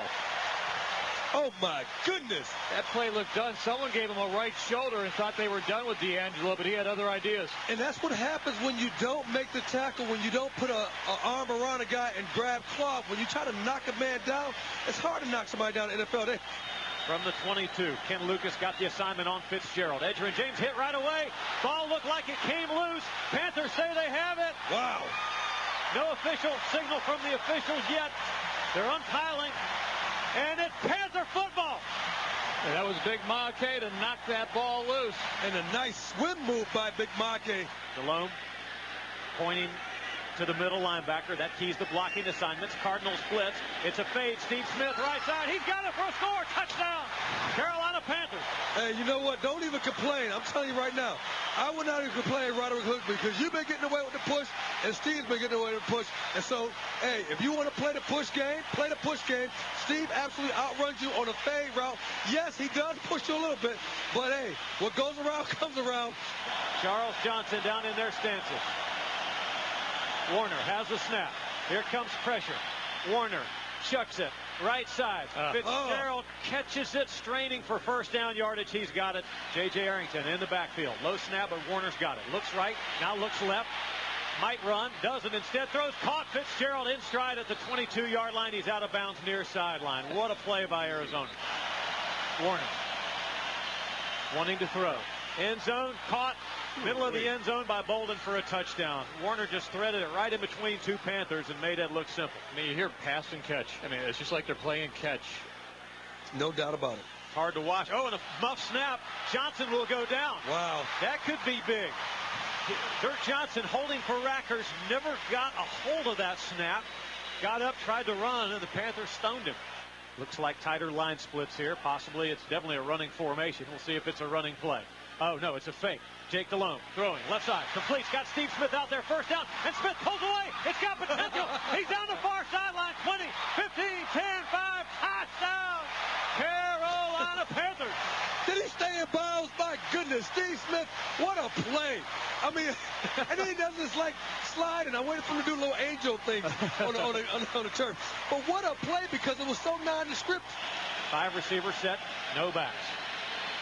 Warner. 3-step drop. Fastball over the middle. That's trouble. Breston catches it in stride. Tackled at the 43-yard line. Panthers fake blitz. Don't come with it. And there's a wide open receiver short and middle. That's Urban who hauls it in. Arizona very comfortable here in shootout, no huddle mode. This is what they do. Warner once again with time to throw. Goes right flat complete to Bolden, who gets to the 28 before he's tackled by John Beeson in the gun. Second down 3. O-line angled back like they're going to pass block, and they do. Warner pumps, now flips it middle. It's picked off. Intercepted by John Beeson. Beeson trucking near sideline, 30-yard line. Faking, making moves, 40-yard line. Hold on to that ball, John Beeson. Finally, he's tackled out of bounds near sideline. What a play. Wow. A little bit high, went through the receiver's hands and into the hands of Beeson. Jason Baker on one knee. Casey takes a deep breath. He's ready. Baker's ready. Snap. Spot. Kick is on the way. Driving kick. It's got the distance, and it is good. From 50. 8:23 to go. Second down and 10. Ball's at the 30 near hash mark. Cardinals going left to right. Warner looks over the coverage. He's got Fitzgerald near sideline, opened at the 45. But the penalty makes it second down and 20. Moves it all the way back to the 38-yard line. Warner looking. Ooh. Taken down, 32-yard line. Charles Johnson. And you could have called holding on that one, too, because Damian Lewis was being held from behind, and they didn't throw a penalty flag, but Johnson got him anyway. 3 rush in. Delhomme, Jarrett, leaping catch, first down, Carolina at the 46-yard line. I don't know how he hung on to that. He went so high in the air, and he took a shot. I don't know how he kept the ball. Third down, 13 yards to go. Jake Delhomme in the shotgun, barking out the signals. And it is a draw play. D'Angelo Williams up the middle, got some running room. D'Angelo, he's got the first down. That'll be a game winner. Close it up. Yes. What a victory for the Carolina Panthers. Are you kidding me? 17-3. The Panthers look DOA, but they got it buckered up and won the football game.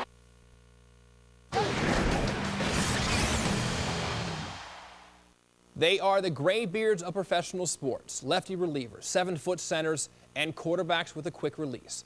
They play well into their 30s, sometimes even longer. Why? Because they can. Dan Marino, he was proof of this. By the age of 37, he was a statue in the pocket, but he still had that quick release. He still threw for 3,000 yards, and he still led the Dolphins to a playoff victory. That was 10 years ago. Today, 37-year-old Kurt Warner wants to do even better. Entering Week 9, Warner had 2,000 yards passing, and his Cardinals were atop the NFC West. He looked for more quick strikes against the Rams' 29th ranked defense.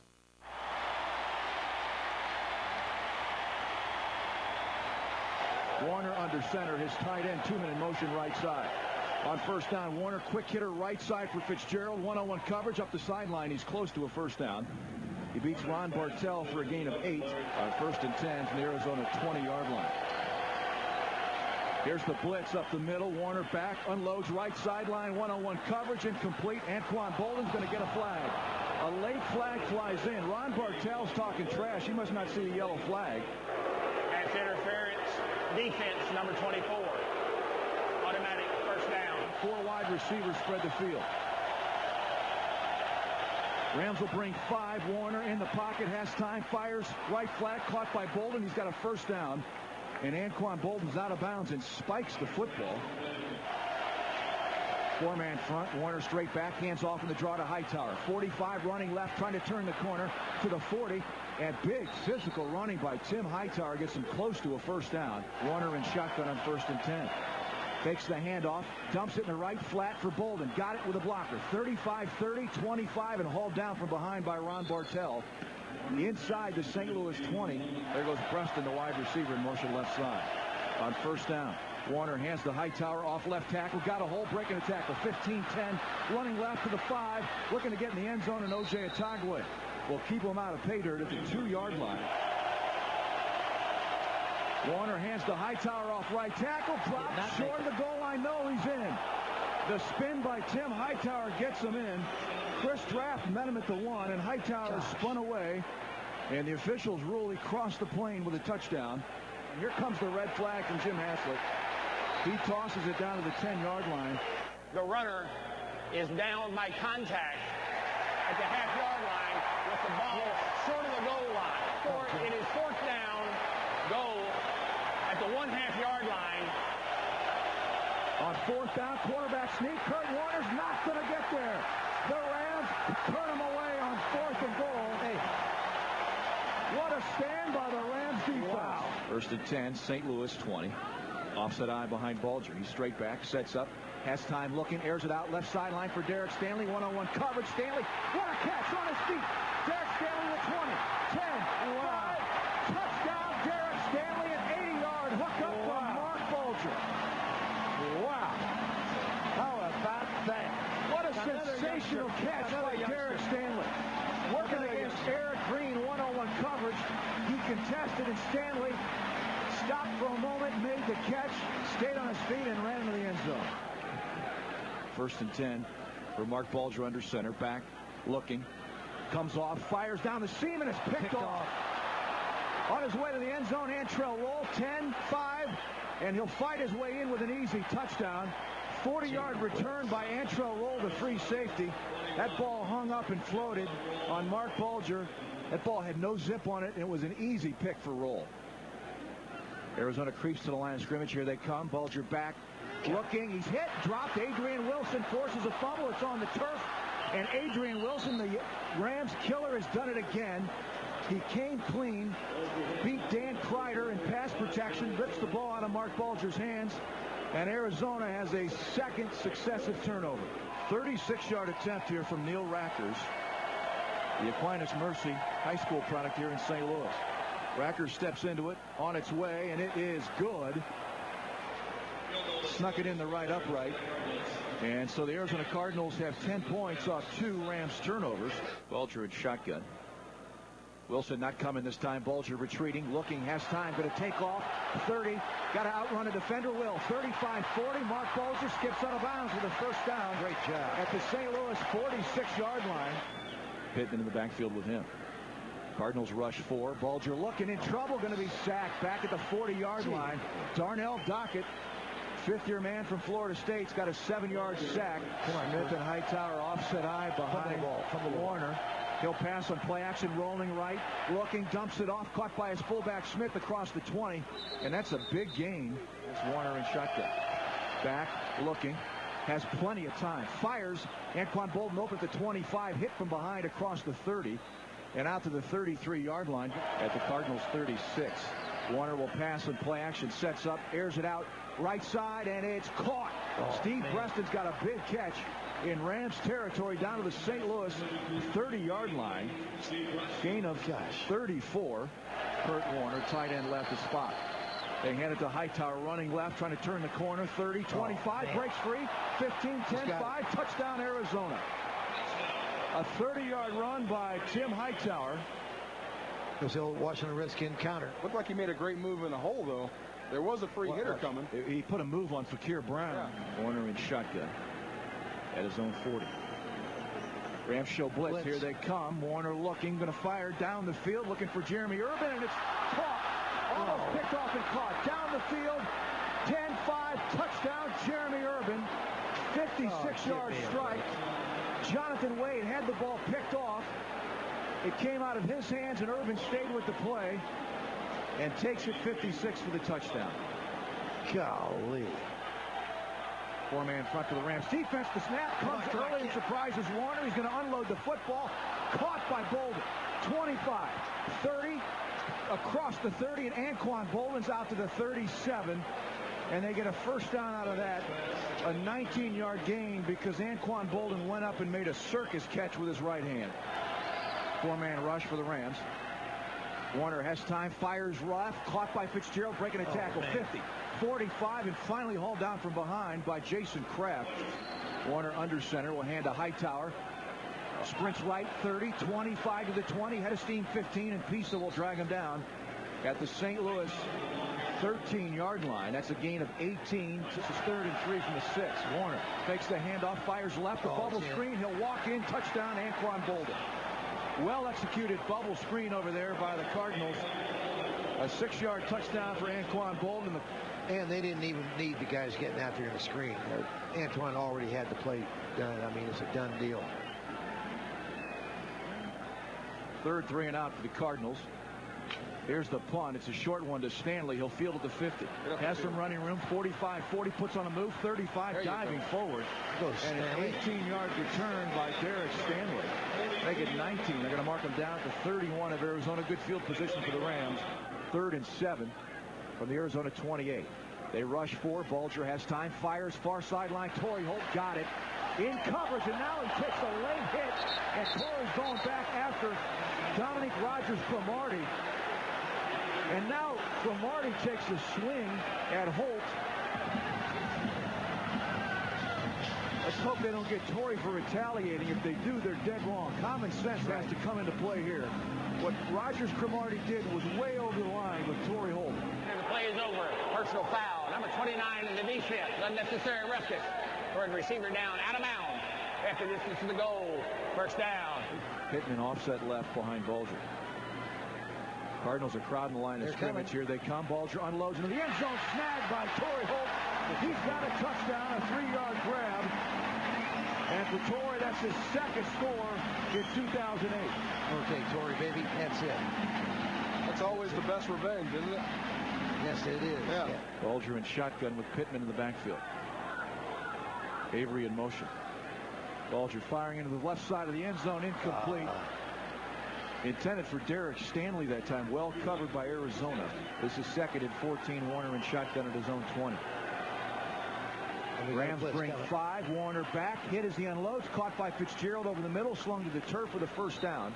2nd and 15 from the Arizona 35. Arrington's checked in, replacing Hightower. This is Arrington on the draw. Trying to escape He will. 35-40. 45-50 into Rams territory. Breaking tackles. J.J. Arrington all the way to the St. Louis 43-yard line. And today, really not very competitive after quarter number 1 against the Cardinals. Here's Arrington off left tackle. 35-30. 25-20. 15 and ridden to the turf by O.J. Atagwe. Short of the 10-yard line at the St. Louis 13. For the St. Louis native, Neil Rackers in his 9th year out of Illinois. Snap is back, ball is down, kick is away, and it is good. And the Arizona Cardinals extend to 34-13. On second down, Bulger passes again near sideline, caught by Donnie Avery, skips out of bounds for the first down. Arizona leading 34-13, no huddle by the Rams. Bulger in shotgun, four-man rush for Arizona. Airs it out, right sideline looking for Donnie Avery, one-on-one coverage, and it's picked off. And out of bounds is Rod Hood, the former Philadelphia Eagle, with an interception, the third turnover of the day by the Rams offense. And the Cardinals will take over at the 4-yard line. Kurt Warner takes a knee, and that will do it. When the Cardinals improve to 5-3, the Rams fall to 2-6. Our final score, Cardinals 34, the Rams 13. Well, we'll keep our eyes on Michelle. We'll see. Well, these two guys made magic once upon a time with the Rams. Mike Martz, coordinator for Dick Vermeil. They won a Super Bowl. Then head coach Kurt Warner and the greatest show on turf made it to the Super Bowl, upset by the Pats. A lot of yards, a lot of touchdowns. Now they're on opposite sides tonight. Steve Young, we bring you in now. How has Kurt Warner, the veteran, been able to succeed this season when you watch him play? What stands out to you, pal? Well, a couple of things that stand out for any quarterback. He's being protected, and he's got tremendous weapons. During the offseason, it looked like he was going to retire. He told me, look, I don't want to play anymore if I'm just going to back up. But then he started to get energized about maybe beating out Matt Leinart and actually playing again. And I think that competition energized him, and now he's playing with house money. Once you kind of get a sense that, you know what, I've had a great career, I'm happy with what I've done, but you know what, I'm still playing, I'm having fun, and I've got some great people around me, and I think he's let it loose a little bit, and he's been very careful not to make big mistakes. He's on par, Boomer, for an MVP season right now. Who's more of an MVP if the Cardinals keep this up than Kurt Warner? And I don't know about you, Keyshawn, because you don't know. The only thing you know about quarterbacks is if they throw you the ball, you're happy with them. If they don't throw you the ball, you're not happy with them. That's absolutely Kurt Warner's right. a guy that can get the ball around to everybody. You're absolutely right. I'm glad you weren't my quarterback, because I don't think I'd been very happy with you running around all the time. But, you know, when I look at Kurt Warner, I could tell that Todd Haley, the offensive coordinator down in Arizona, they're teaching him ball security. Make sure that you do not turn that football over, no matter what. It took some time to get him used to that, because coming out of the Rams system and just winging the ball all over the place, you look at him at the Giants, he did that and made some major mistakes. They went to Eli. Now he's in Arizona. They're in 3-step drop, 5-step drop mode. He has a decent running game, and when you have great wide receivers to help you, that's a plus. And like Steve said, he's comfortable. He's in a situation where he is playing with house money. He's not worried about Matt Leinart taking his job right now. He's very comfortable. Well, Larry Fitzgerald, Anquan Bolden, Steve Breston, Tim Hightower helps a lot. They can make you feel pretty good playing quarterback, and he is getting protected. But I want to speak to the bigger picture of Kurt Warner. Two-time MVP, 2 Super Bowl appearances, 1 ring. If he gets this team championship game, Super Bowl, is he not to be considered for Canton, Ohio? We don't think he belongs there?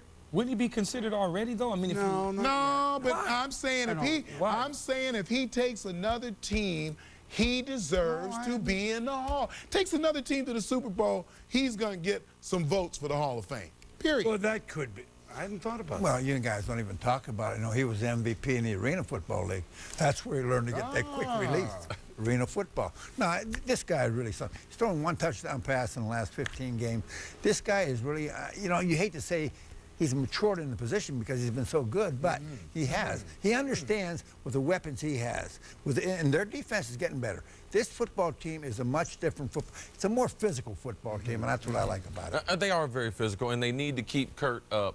But if you look over the last 20 years in the National Football League, Kurt Warner is one of the great stories that we've ever seen. Now, this is just icing on the top of the cake for his career. And Kurt Warner, for me, when he has affirmation that he is the starter or he has a system, like most of us players, we are better playing in a system that takes advantage of our ability. Kurt Warner is one of the best quick release, accurate passers that the NFL has ever seen, and that's what they're doing in Arizona. And like you said, as far as Matt Leinart being the backup, Kurt, he's not even worried about it. But back to your question for a minute. Why not, though? Why wouldn't he be considered already? He's 2 MVPs, 2 Super Bowls. Well, I think because, like CC said, you know, oftentimes he's been injured, he's been hurt, so you start to think more about that than the accomplishments. You start thinking, boy, he never finishes the year. Boy, he doesn't live out to, you know, the things that we expect of him over the course of a season. I look at the things that he's done. Me too. And think, man, because there's some other guys who are in who didn't do as much. There you are. But everybody Exactly. says that his career is going to be justified by winning a championship. I disagree with that. He is a great football player. That should justify him getting in. Because championships, hey, you got to have the people around you to win championships. You don't do it by yourself. I don't care who you are. It's going. If he wins the Super Bowl, he'll get in. Come on, wake up. Can we go back to this year at Kurt Warner with the Cardinals? Don't you find it interesting in a year when, like, especially the AFC, not so much, the scoring of the best teams is way down, right? I mean, Tennessee down, Pittsburgh down, New England and Indy played 18-15. My point is that Arizona's one of the few that pushes the envelope offensively. There used to be about 8 of those teams. Well, I think so they might really work in their favor this year. Yeah, the offensive coordinator, though, in all honesty, the offensive coordinator is a young guy that coached me at wide receiver, but he was one of the best teachers in the game, and he knows how to call plays, and he has free reign to do as he wants to with this offense. I mean, he pulled the trigger to sit Edgerrin James because they realized in order to keep this offense scoring points, because our defense isn't as good as we thought, we got to get a better guy in running the football. Well, we'll see. I mean, they score the points, especially at home, that's for sure. Let's bring Mort in now. So, Kurt Warner, where do we go from here? What's his contract status, Mort? Yeah, Boomer, you know, he's working in the last year of his contract, and he's admitted that retirement's been in the back of his mind because he does not have a contract beyond 2008. And his team, the Arizona Cardinals, have had some talks with his agent, but there haven't been serious talks, substantial talks. And the word I'm getting from the Cardinals is, hey, listen, this is probably going to get done after the season. Yes, we want Kurt Warner back. It'll probably be a 2-year contract. Will it be enough? They're trying to gauge what the market is, but I can tell you this much: it doesn't sound like Matt Leinart is a huge factor in this, which is a big statement considering this was their #1 draft pick a couple years ago. All right, Mort, thank you. Pretty interesting.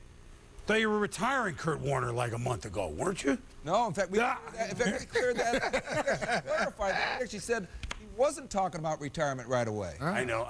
So you come in the studio.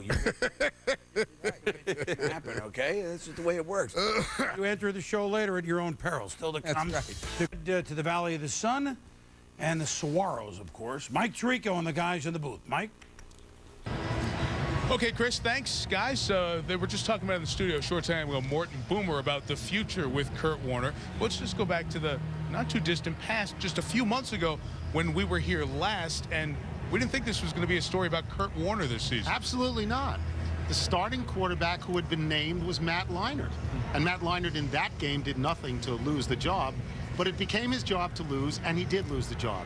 And Ken Wisenhunt, who did not draft Matt Leinart, had no particular allegiance to him now, maybe someday in the future, but not right now. The quarterback now is Kurt Warner. If you'll remember correctly, he told everybody who would listen, if this is a fair and open competition, I will win it. And he won it, and now he's an MVP candidate. You know, when you look at Kurt Warner, yes, he is having an outstanding season, but the quarterback position is a dependent position. You depend on other people to help you play well. And Kurt right now has terrific wide receivers. To me, it starts out with Mr. Inside, Anquan Bolden. He's a receiver that works inside. He works the hash area, the tough areas of the football field where the linebackers and safeties are, so you're going to have to take a punishment. And Mr. Outside, Larry Fitzgerald. He'll work outside the numbers and deep down the field. And when the ball is in the air, Larry Fitzgerald owns the football. He will go up and snatch the football as well as anyone. When you look at Bolden, you look at Fitzgerald, what a tandem Kurt Warner has to throw to. And then you mix in Steve Breston, who's emerged now as a #3 receiver. He makes plays. Big challenge for the San Francisco defense. Everything's been a challenge, as you know, for the 2-win Niners, and we've all talked about it. The incident, we refreshed. He's a good kid. Always has been a good kid on and off the field. So with Fitzgerald leading the NFC in catches entering Week 10, Anquan Bolden leading the league in touchdown catches entering Week 10, and Kurt Warner leading the NFC in passer rating entering Week 10, where do the Cardinals go from here? Well, you know, Stuart, I have a couple stats for you. 9-2, 94 at home, 4-9 on the road. The Cardinals have all the tools that they need to go deep into the playoff in terms of offense. Kurt Warner's doing a great job of finding Fitzgerald and Anquan Bolden, and now they're starting to run the ball with Hightower back there. The bottom line, when the Cardinals get on the road, they have a tendency to fall apart. In order to become a dominant team in the playoff, you must learn to conquer your opponent on the road. Until you do that, you would be known as the same old Cardinals. Team that look good, but does not play well on the road. And this is not just this year. Those numbers that you talked about going back this year and last year. In the last 2 years. That's the way it has been. Same old Cardinals. I mean, that's what you're really trying to get away from. If you think about it, in law school they teach you possession is 9/10 of the law, but in football, perception is 9/10 of the law. The perception of the Cardinals is a team that just has a bunch of nice players, maybe a new coach, and they just keep rotating through and they never really get anywhere. If the Cardinals are going to go somewhere, and this year especially, they've got to start making statements. The rest of the league needs to pay attention to. Tonight's probably not one of them, but they have the Giants coming to town in a week or two. They've got to go on the road to Philadelphia, and they've got to go to New England. If you want to make perception change, you beat these East Coast NFC East, AFC East champions, and then you start to say to yourself, the whole league says, maybe this Cardinal team is different from the same old Cardinals. But I don't think it's X's and O's. I think perceptionally, they've got to win some big football games down the road here to make a difference. I mentioned the 37-year-old Kurt Warner. Not only does he lead the NFC in passer rating, but he has moved into second place all-time in career passer rating behind this guy. Are you nervous? Hey, Kurt, go for it, man. I wish I could still throw it. All that equals up to the Cardinals leading the NFL in scoring this year, averaging 29 points per game. Back in the day, 1999, when Kurt, the Rams, and the greatest show on turf won the Super Bowl, they averaged 32 points per game. But Susie Colbert joining us again for Teams of 20 Report. Where has that version of Warner been? Stuart, he'll tell you that he never left. In fact, Kurt feels more confident in his skills today than he did back in his MVP days. Although he did have some things he had to overcome to get back to that level. Ken Wisenhunt calls it the skeletons in the closet and was so impressed at how Kurt has worked on those things. Ball security, turnovers, and fumbles. Watch Warner tonight. He keeps both hands on the ball when he's in the pocket, and he wears a new pair of gloves every day to get a better grip. Now for a final report of the Niners, here's Michelle Tafoya. Well, Key, there's that Arizona defense getting fired up, and now we get fired up for the field pass. And Tommy, Kurt Warner knows how to light it up, doesn't he? Well, and his career resurrected again. Two-time MVP of the National Football League. Strong arm, can still make every throw you need in the NFL. Great accuracy, quick release. And I think that what he's proven is that he can stay healthy, which has always been the only rap on it, that he's one of the best quarterbacks in the National Football League. And we're talking from a desert that is rocking. Like Scott Van Pelt just said, I mean, when you circle the Cardinals and 49ers on the Monday night docket before the season, you're thinking, all right, there have been 1 or 2 Monday night games and maybe we're a little bit better than that. But this ending, would you have expected this ending to this game, guys? I got to be honest with you, for a little while, and I think it's weighted up, who screwed up the last time was going to lose the football game. A lot of mistakes made in the fourth quarter. I thought Sean Hill was put in a tough position to throw the football coming out of his end zone. He threw the interception. The fact that the 49ers had an opportunity after throwing 2 fourth-quarter interceptions and still had a chance to win the game tells you kind of how inept the fourth quarter. It was exciting, but rather inept football. 2 fourth-quarter interceptions that actually counted. They actually threw more than that. Right. One of them didn't really count. It was called back. Well, also the 49ers made a lot of mistakes offensively in terms of penalties. They took themselves out of drive. They killed possessions. They killed momentum. And those are the kind of things that you have to raise or eliminate if you're trying to move your organization forward and your ball club forward. And so watching the Niners tonight, to me, they still have to go back to the drawing board. There were a lot of good things, but there are too many other things that definitely need to be corrected. And I saw Sean Hill play a very good football game until towards the end. And I just got to wonder, with us getting back his first full start in a while, they put a lot of pressure on him. We talked about Frank Gore. We talked about what the 49ers would do, and they played a very good football game. They have a 24-20 lead coming out of their end zone. You wonder, maybe on first down, let's not throw the football. Maybe on first down, maybe not put Sean Hill in that spot. You know, I thought that at the time. I better say it on TV because I certainly went through my mind. The Cardinals came into this game with something that they had not had since 1974, a 3-game lead in the division. Here we go to the highlight. 5-3. Mike Singletary's second game as coach of the Niners. Opening kickoff, Allen Rossum, and here we go. Allen Rossum goes down the sideline, high gears it, 104-yard touchdown return on the opening kickoff. Second longest in Monday Night Football history. It matches the second longest. Emmett, how did Rossum break free? Well, as you see, you get a bunch of great kick-out blocks and seal blocks, and it's just speed from this point on. And the 49ers have the best special team coaching in the league. I can tell you that right now. 49ers take an early 7-zip lead. 37-year-old two-time MVP, Kurt Warner. This is why he leads the NFL in completion percentage, coming in at almost 70%. First down to Steve Breston. Hey, Steve, how did this thing work? Well, you know, a nice play-action fake. They run the ball pretty well, so they hold linebackers, clear out the middle of the zone, and then the backside receiver comes across. And you know, Kurt Warner, one of the more accurate guys to ever play the game. No matter what you think about his layoffs in between these great MVP-type seasons, he can put that ball right there most of the time. That's Steve Young schooling us from the ESPN Axis. Later in the drive, Kurt Warner fakes the throw, goes to Tim Hightower, 12 tough yards. Check out Timmy Hightower at the end of the play. Busting kids up, delivers the big blow, first down. Take that with you, son. Later, Cards, 3rd and 1 from the 10. Warner looks for Larry Fitzgerald, back door to the end zone, overthrows him. Cards kick the field goal, they're down 7-3. Later in the first, Cards, 3rd and 3, Warner incomplete to Anquan Bolden. Mike Singletary is like big ups guys in the 3 and out. Steve, why didn't Arizona click early? Well, I think, you know what, you come out of a big ball game, there's a lot of hype, a lot of people, execution. You know what, Monday night, sometimes it takes a little while to get settled down. Cards 1 for 4 in third down conversions in the fourth quarter. Under 30 seconds left. Emmett, how did San Fran play well in the first half? Why? Well, the reason why they did play well, they went back to the basics. They started running the football with Frank Gore, and he did a very good job of keeping them in the ball game. And running opens up the throwing game. Yes, it Josh does. Morgan, the rookie from Virginia Tech, his second touchdown catch of the year from Sean Hill. Niners up 14-3. Steve, take a look from the ESPN tracker. That looks like old school Steve Young to Jerry Rice. That puts you in a nice spot. A great throw, great catch, execution. You got to really admire that from Sean Hill coming off of the bench to throw the football most of the day like that. Mike Singletary loves it. Here comes Kurt Warner, though, getting his hook on with his rookie, Steve Breston. Emmett, why did Breston have a big first half? Well, the other two wide receivers, Anquan Bolden and Larry Fitzgerald, drew all the attention, and Breston just took advantage of the one-on-one situation.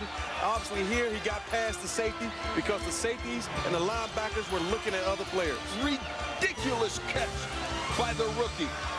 Later in the drive, 2nd and 9 from the 13. Warner moving in the pocket, looking. Pounce on to Anquan Bolden. Bolden's 6th straight game with a touchdown. Warner's 17th touchdown pass of the season. Cards down 14-10. Later in the second, same score. Tim Hightower runs right and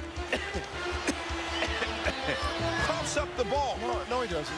Exactly, Steve. You are such a smart guy. That's what I'm saying. Don't lead people astray. Hey, but they called a fumble. They did call a fumble. You knew better. The Cardinals challenged it, and the challenge worked. Overturned, they ruled his knee was down correctly. Still Cards ball. And Warner finds Bolden, who just bounces off the kids. Extra yards down to the 20. Anquan Bolden, one of his coaches told me, he's coached 8 Pro Bowls. He said Bolden is the best of all. Cardinals get a field goal, they're down 14-13. Under 4 minutes up in the half, 30-11. Singletary wanted a football player. He wanted toughness. Steve Young, you've done this before, Steve. That was awesome. What's it like as a quarterback? It set the tone. Well, first of all, when your helmet comes off, you're not sure what you're supposed to do, but your reaction is, well, I better not go down. I'll look like a wuss. I better run the football. I love this reaction. I love the first down. That inspires football teams right there. That kind of play. You watch the whole sideline erupt right after that happened. The 49ers, I think, changed right there at that moment. Later in the drive, the Wyverns at KO would call this Sick Nasty or Sig Nasty. Hill, great catch. Vernon Davis went off. Great touchdown, his first of the year. And a few weeks ago, Mike Singletary sent him to the locker room early. Now, all love. All love between Singletary and Davis. 49ers lead 21-13. Take another look. Here we go, third quarter, 2nd and 13. Cardinals down 4. Kurt Warner finds Anquan Bolden for the first down. Bolden is called for pass interference. Cardinals forced to punt. Here we come again. Warner trying to lead the Cardinals. Did not make it. San Francisco up 21-13. On 4th and 1, Warner to Larry Fitzgerald. Touchdown. touchdown in the end zone. Kurt Warner's 19th touchdown pass of the year. But here come the 49ers. I'm sorry, Joe. Interception on the play. Backflip and everything except what, guys? Penalty. The thing that's been hurting the Cardinals and the 49ers most of the season. Adrian Wilson lines up into the neutral zone. Therefore, they call the interception back by Royal. 24-20 49ers. Some people would say cheaters proof. 49ers fumble the ball.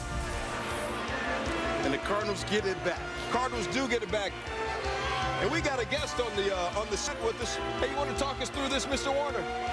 Talk you through what? Well, right now, as you can see, Curtis trying to throw the little underneath ball to Hightower, get a little pressure, so he drops it into the ground to save the play. 24-23, San Francisco with a 1-point lead. Niners trying to work. Frank Gore at the drop pass. Here come the Cardinals again. Tough yardage by Larry Fitzgerald. 1st and 10 for the Cardinals. Throws it right down the middle of Anquan Bolden, who sneaks back past the linebackers, and Kurt just fit it in there just nicely. Kurt, what's it like for you having Anquan Bolden and Larry Fitzgerald on either side? I tell you what, it's nice. It's nice to know that you got two guys that they have to, put their best corners on, and now Steve Breston is emerging, so it's a tough tandem to cover. But the Niners did hold right there. They get the ball back. Hill gets picked off with the score 24-23. Dansby with the pick, returns it to the 5-yard line. Let's take another look here. What happened here, Steve? Well, you know what? He thinks that the linebacker's going to be shielded off on the underneath guy. I think he lost contact with that linebacker, and the deep end came in, and he just threw right into his chest. He just lost track of the middle linebacker. So Cardinals with another chance. Warner to Anquan Bolden. Bolden's 2nd touchdown catch of the night. 29-24 Arizona. They go for 2 points here. Oh, Larry Fitzgerald almost had that. Mark Roman tipped that one. So with 4:16 left, here come the 49ers. 3rd and 10 for San Fran. Pass complete to Josh Morgan. Then you get a Dansby with a late hit. Personal foul, and there were a lot of fouls late here. 3rd and 3 for the Niners. Pass complete to Jason Hill. 1st down. On 2nd and 25. Steve, what did you think about Sean Hill late in the game moving his team? I thought he was sweet. I just think that they put a lot of pressure on for a guy that came off the bench. But I thought he made a ton of plays and played very, very well, except for, to me, the areas where they put too much pressure on him. Like and here's another one right here. Right there. He tried the shovel pass, intercepted by Adrian Wilson. Flag on the play for unnecessary roughness. Still 1st down Cardinals. 3rd and 2, Tim Hightower. Stuffed by Michael Lewis. So the Cardinals get the ball back. Under 2 minutes to play, no timeouts, and I swear it looks like Steve Young, except he's right-handed. Sean Hill trying to lead his team to what would be a go-ahead touchdown. Here come the Niners, 1st and 10 from the 16-yard line. Completed pass almost to the end zone. 2nd and goal for the Niners. Oh, Emmett, what were you thinking when you saw him stumble? I'm like, keep your feet. If you do, it's touchdown, baby. But unfortunately, the turf monster got it. 3rd and goal. Sean Hill spikes it. One play. Watch what happens here. Frank Gore gets tackled. Who's that, Emmett? The turf monster? The turf monster got him. So the last play of the game. 3rd and goal. Niners go for the touchdown and the win. Why? Why try? Did not happen. Why try that play? In a crazy, crazy game, the Cardinals beat the 49ers 29-24. Kurt Warner, 32 of 42, 328 yards, 3 touchdowns. Breston, the rookie. Emmett, you told me at halftime this guy's going to have a good game. 7 grabs, $121. Fitzgerald had 8 catches. Bowden 7 catches. Hightower, not many yards rushing, but a ridiculously entertaining game. And the hometown Cardinals moved to 6-3 with the big win over the 49ers. In the history of the NFL, only one man has thrown for 300 yards about 45% of all his games. Kurt Warner joining us here in the set, the 37 years young Kurt Warner. Kurt, a game like this, when you see how it could have ended, what were you thinking on the sideline when the Niners were in that end zone, at the doorstep of that end zone right there with 20, 30 seconds left to go? Well, I tell you what, it's so hard to watch a game like that when you don't have the ball in your hands and you're at the mercy of your defense. But I think the great thing is that we're finally starting to make those plays that we haven't made in the past. We're finally starting to stop those teams when we need to stop them, and we're winning games that we haven't won in the past, and it's exciting to be a part of that. Kurt, when I saw in the offseason, you thought, I don't know, I'm tired of being a backup. I don't know what I'm going to do. You heard the chance of MVP. Just make sense of it for me. You know, the only way I can make sense of it is that I think when you still believe you can be a starter in this league, it's really tough to be a backup. And I've been there a number of times in my career, and it's been very frustrating. And, you know, sometimes this business isn't always fair. There's a lot of things that go into it, and that's what got me frustrated. But I think the exciting part was I got a coaching staff and an organization when I came back this year that said, you're going to have a chance to win this job and to play quarterback for us. And that excited me to come back and to work hard and to try to get back out here to lead this team. Kurt, now you're probably the only guy in the locker room that has a Super Bowl ring. Now, a lot of these players don't know what it takes to get to the Super Bowl. Now, over the last 2 years, the Cardinals have been 9-2 at home, but 4-9 on the road. How can you help this young team get to the level that they need to get to win games on the road? Because it's going to be very important to win them on the road once you get in the playoffs. Well, I tell you what, it's tough. It's tough to change that culture. And it's tough because you're working with 53 guys that have to come together, figure out some kind of routine on the road, figure out how to bring the intensity that we have at home, bring it on the road with us. And it's a tough process, but I think we're getting better. Even our last game against Carolina, even though we didn't win on the road, I think we played very well. We brought an intensity. We followed that up with a win in St. Louis. So things are starting to change, but we're not there yet. We've got a long way to go. We're a very young team, but we're making strides, and I think that's where you gain the confidence. You got to go out and do it in this business to gain that confidence, and we're starting to go in that direction. Kurt, you hear the crowd chanting MVP. You've won 2. If you win this year, you'll tie Brett Favre for the most MVPs ever, the only 2 guys who would have 3. When you hear that chant and you think about this team, what do you think? You know, I don't know. It's a long ways to go. I mean, I guess it's gratifying to know that you're even in that mix at this point in time when 6 months ago I wasn't even the starter for this football team. But my bottom line is MVPs, all those individual awards aside, I want to help this team get to the playoffs. I want to make another run at the championship. That's what this is all about, and I'm going to keep trying to do my part the rest of the season and see where we end up. Kurt, I don't know that I've ever seen 2 more dynamic, dominating football players at wide receiver on the same team. You could say Michael Irvin and other, you know, Jerry Rice and John Taylor. You could say Isaac Bruce and Torrey Holt. But I still believe that these guys are just so physically dominating. Do you care to compare Isaac Bruce and Torrey Holt? I think just like you said, I think that's what separates these two, is they're so physical to the point, to the ball. You know, they don't have to get huge separation. You don't have to see space in between them and a DB. All they have to do is get in position. And they're so strong to the football. They're so good at catching the ball. You can't get through them to get to it. And it makes them extremely, extremely special players. Now, Edgerrin James is now taking a back seat to Hightower. How is Edge taking the role of supporting the #1 guy when you're the #2? Well, you know, I know he's frustrated. I know he's disappointed. You know, I've been there before where you still think you have something to offer the team and you don't have the opportunity to do that. But the thing about Edge is he's a great individual. He's a great locker room guy.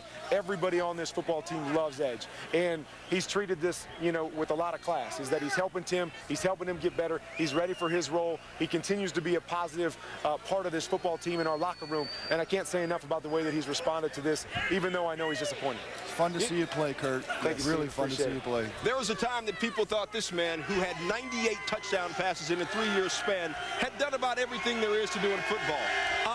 At 37 years young, Kurt Warner with his 46th career 300-yard passing game.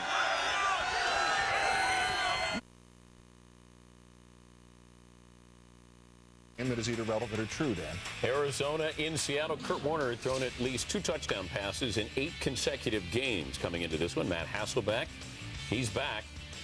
Kurt Warner threw for 395 yards. He gets 45 to Anquan Bolden. And that would set up J.J. Arrington, the running back by committee. He goes up the gut for 4 yards, 10-0 Arizona. In this game, Anquan Bolden and Larry Fitzgerald became just the 3rd pair of teammates in history to have at least 10 catches for at least 150 yards apiece in the same game. Fitzgerald, Bolden, and Fitzgerald again making great plays. In fact, Fitzgerald fumbles. Who recovers? Bolden. Wow. Hasselbeck missed 5 games due to a bulging disc. Sacked by Adrian Wilson. What? Hasselbeck then gets sacked again, fumbles the ball. How's your disc? Hasselbeck then picked off by Dominic Rogers-Cromartie. He had 2 on the day. 3 interceptions for Hasselbeck. Hasselbeck for Deion Branch, the former Super Bowl MVP. Can't find him either. A long afternoon for Coach Holmgren and company as Arizona gets its first win in Seattle since 2002. Fitzgerald and Bolden combined for 23 catches, 337 yards. Arizona, this is the tune-up. They got the G-Men coming up at home next weekend. Chris?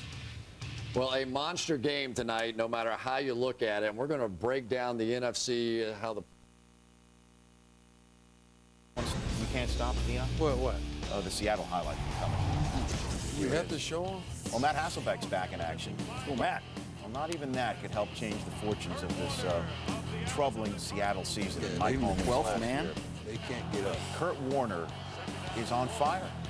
And he just throws it up to Anquan Bolden, who does These guys the can rest catch here. and they can run. Pay that man. 45-yard tiptoe. Bolden 186 yards receiving. Pay the man. J.J. Arrington getting some rushes now. Where's Edgerrin James? I don't know. You got Hightower. You got J.J. Arrington. And the Cardinals are up 10-0. It's all working. 19-7 Arizona's up in the 3rd quarter when Kurt Warner finds... How can you refer to him as the other guy? Right. Larry Fitzgerald. The other guy only had 10 catches. I mean, Larry Fitzgerald had 151 receiving yards in the day. This has to be the best tandem. And even when Fitzgerald fumbles it, Bolden hops on it. And that's the way it was working for Arizona. 3 plays after that, it's J.J. Arrington now catching it out of the backfield. Nice slip screen.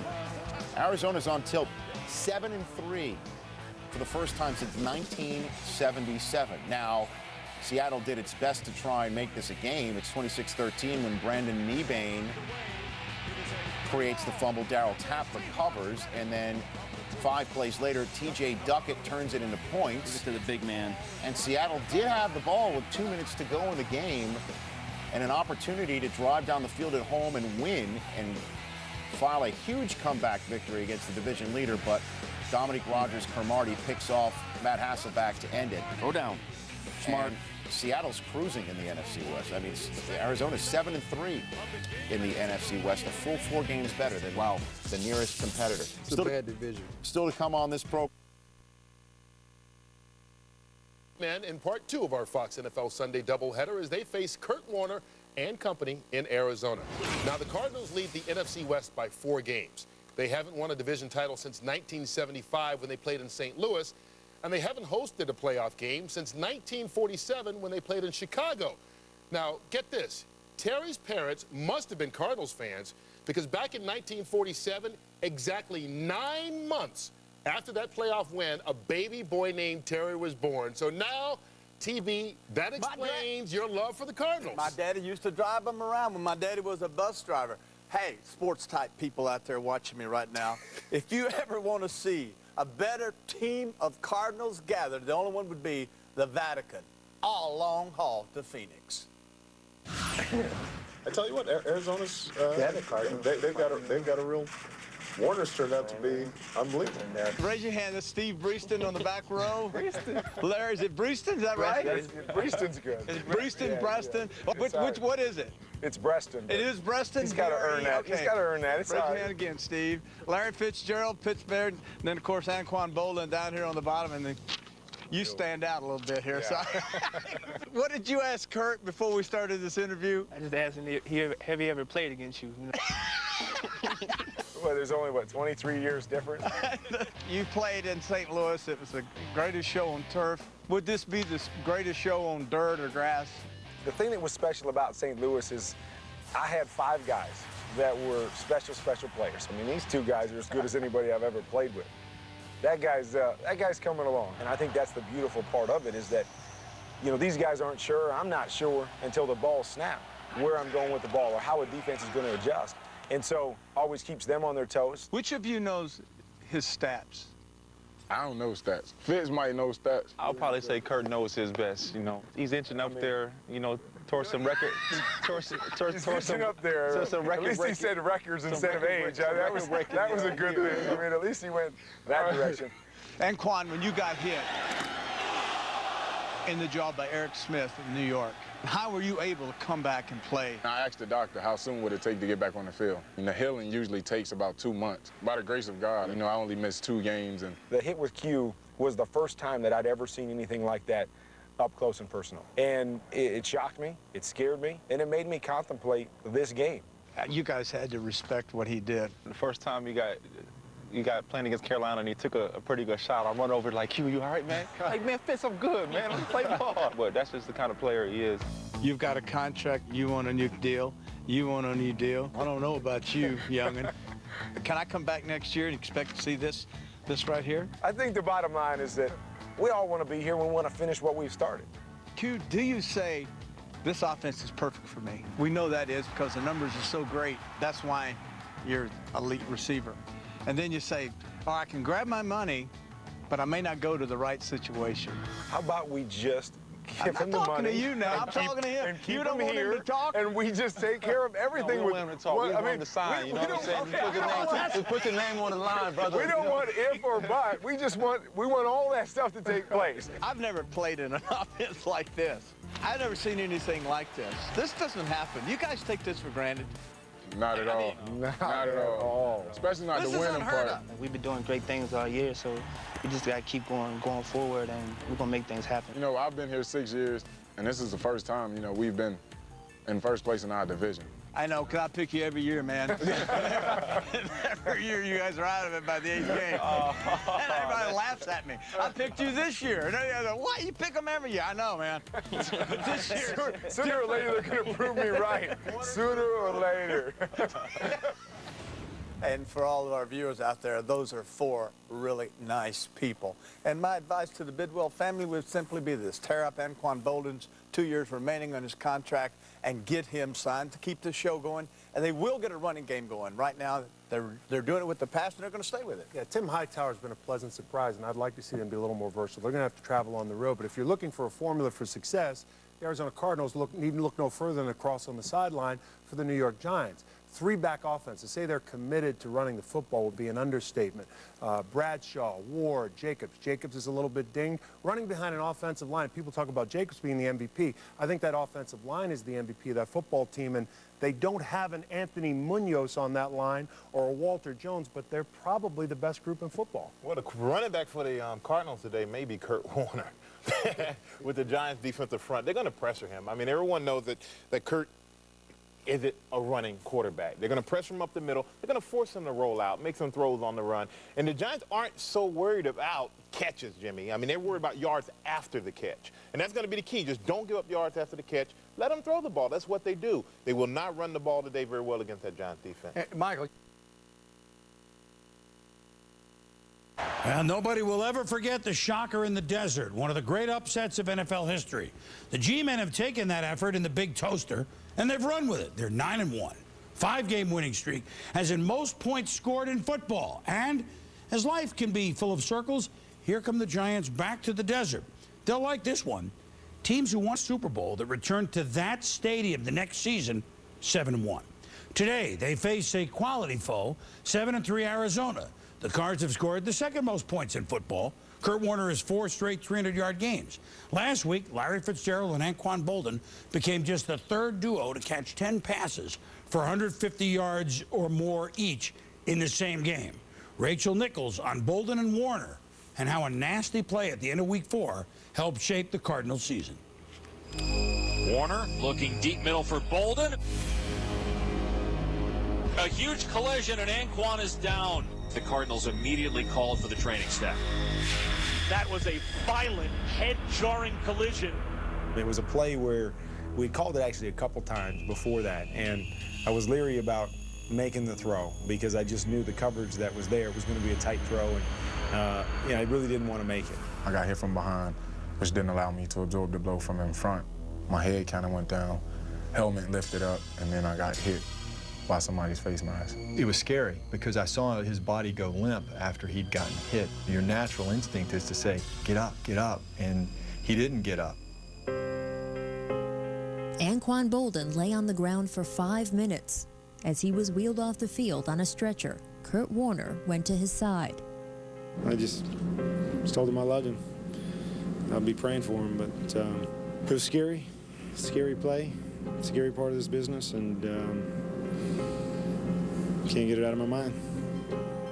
Your wife, Brenda, had said you text messaged her from the plane. What did you tell her? You know, I just texted her and said, I don't know how much longer I want to do this. This may be it for me. Not meaning that may be the last game or the last snap I ever play, but this may be my last season. I really had to contemplate this game and, and how fragile it really is. I was like, this can't happen. I didn't want his career to end because of what happened to me. It wasn't his fault. It was a freakish play. So, I told him that. But Boldin also had worries of his own. Multiple facial injuries, a fractured sinus, his upper jaw knocked out of place. He'd need major surgery, 8 metal plates, and more than 40 screws inserted into his face. I had fractures right here on both sides. I had fractures here. I had nerve damage here. Doctors told him he'd be out at least 2 months. Not good news for a team that was 2-2. At that point, it was really up in the air. It was 2 tough losses in a row. We'd been on the East Coast, and we had one of our best players injured. And where do you go from there? How do you get yourself ready to play the next week? Well, for whatever reason, that wasn't that hard. I think when you get between the lines and you start playing, you could only play one way. Now I just make sure I listen to that voice inside of me that says, if I don't feel good making a throw, don't make a throw. Meanwhile, Boldin returned to work at the Cardinals practice facility only 3 days after the hit. All right, good. We started doing ladder drills. We started doing, a lot of conditioning, gassers, 110 sprints and things like that. And they were surprised of how quick I was able to come back from it. What it really did for our team is that a lot of guys that had little nagging injuries, little nicks, they were like, well, how can I not practice, or how can I not get back out there and play? When I've seen what Anquan's gone through, it really brought our team a little bit closer together. The Cardinals won their next 2 games while Boldin recovered. Then, less than a month after the devastating hit, he returned. Arizona then won 3 of its next 4. And all the while, Boldin showed no fear, venturing into the most dangerous part of the field. For this guy to go through what he did, and the first snap back, to commit everything to it and to play the game the same way he did before, it's pretty unbelievable. A lot of the guys on the team realized that, hey, if he can overcome 7, 8 plates, 40 screws, we can overcome, the mentality that we had in the past years. We feel like we're able to overcome whatever happens to us. Thank you very much, Rachel. Anquan, that was great. Yes. Anquan Boldin, by the way, more yards after the catch. Think he's worried? More yards after the catch than anybody in football. The Cardinals are 7-3. The Cardinals, Arizona Cardinals, 7-3. Are they for real, Tom? Well, you are what your record is. So, yes, they're for real. I think they have the best passing personnel in the game. You just take Fitzgerald, Boldin, Warner. That alone gives them that. I don't like the lack of a consistent running game, even though Hightower has stepped it up a little bit. Defensively, I think their numbers are better than they really are. I don't think that they're the defense that they seem to be. You know, number 7 in rush defense. Well, the Ravens were number 1, and I know what the Giants did to them, and I know what they're getting ready to do to Arizona. But this is the kind of test that will let me know if they are for real.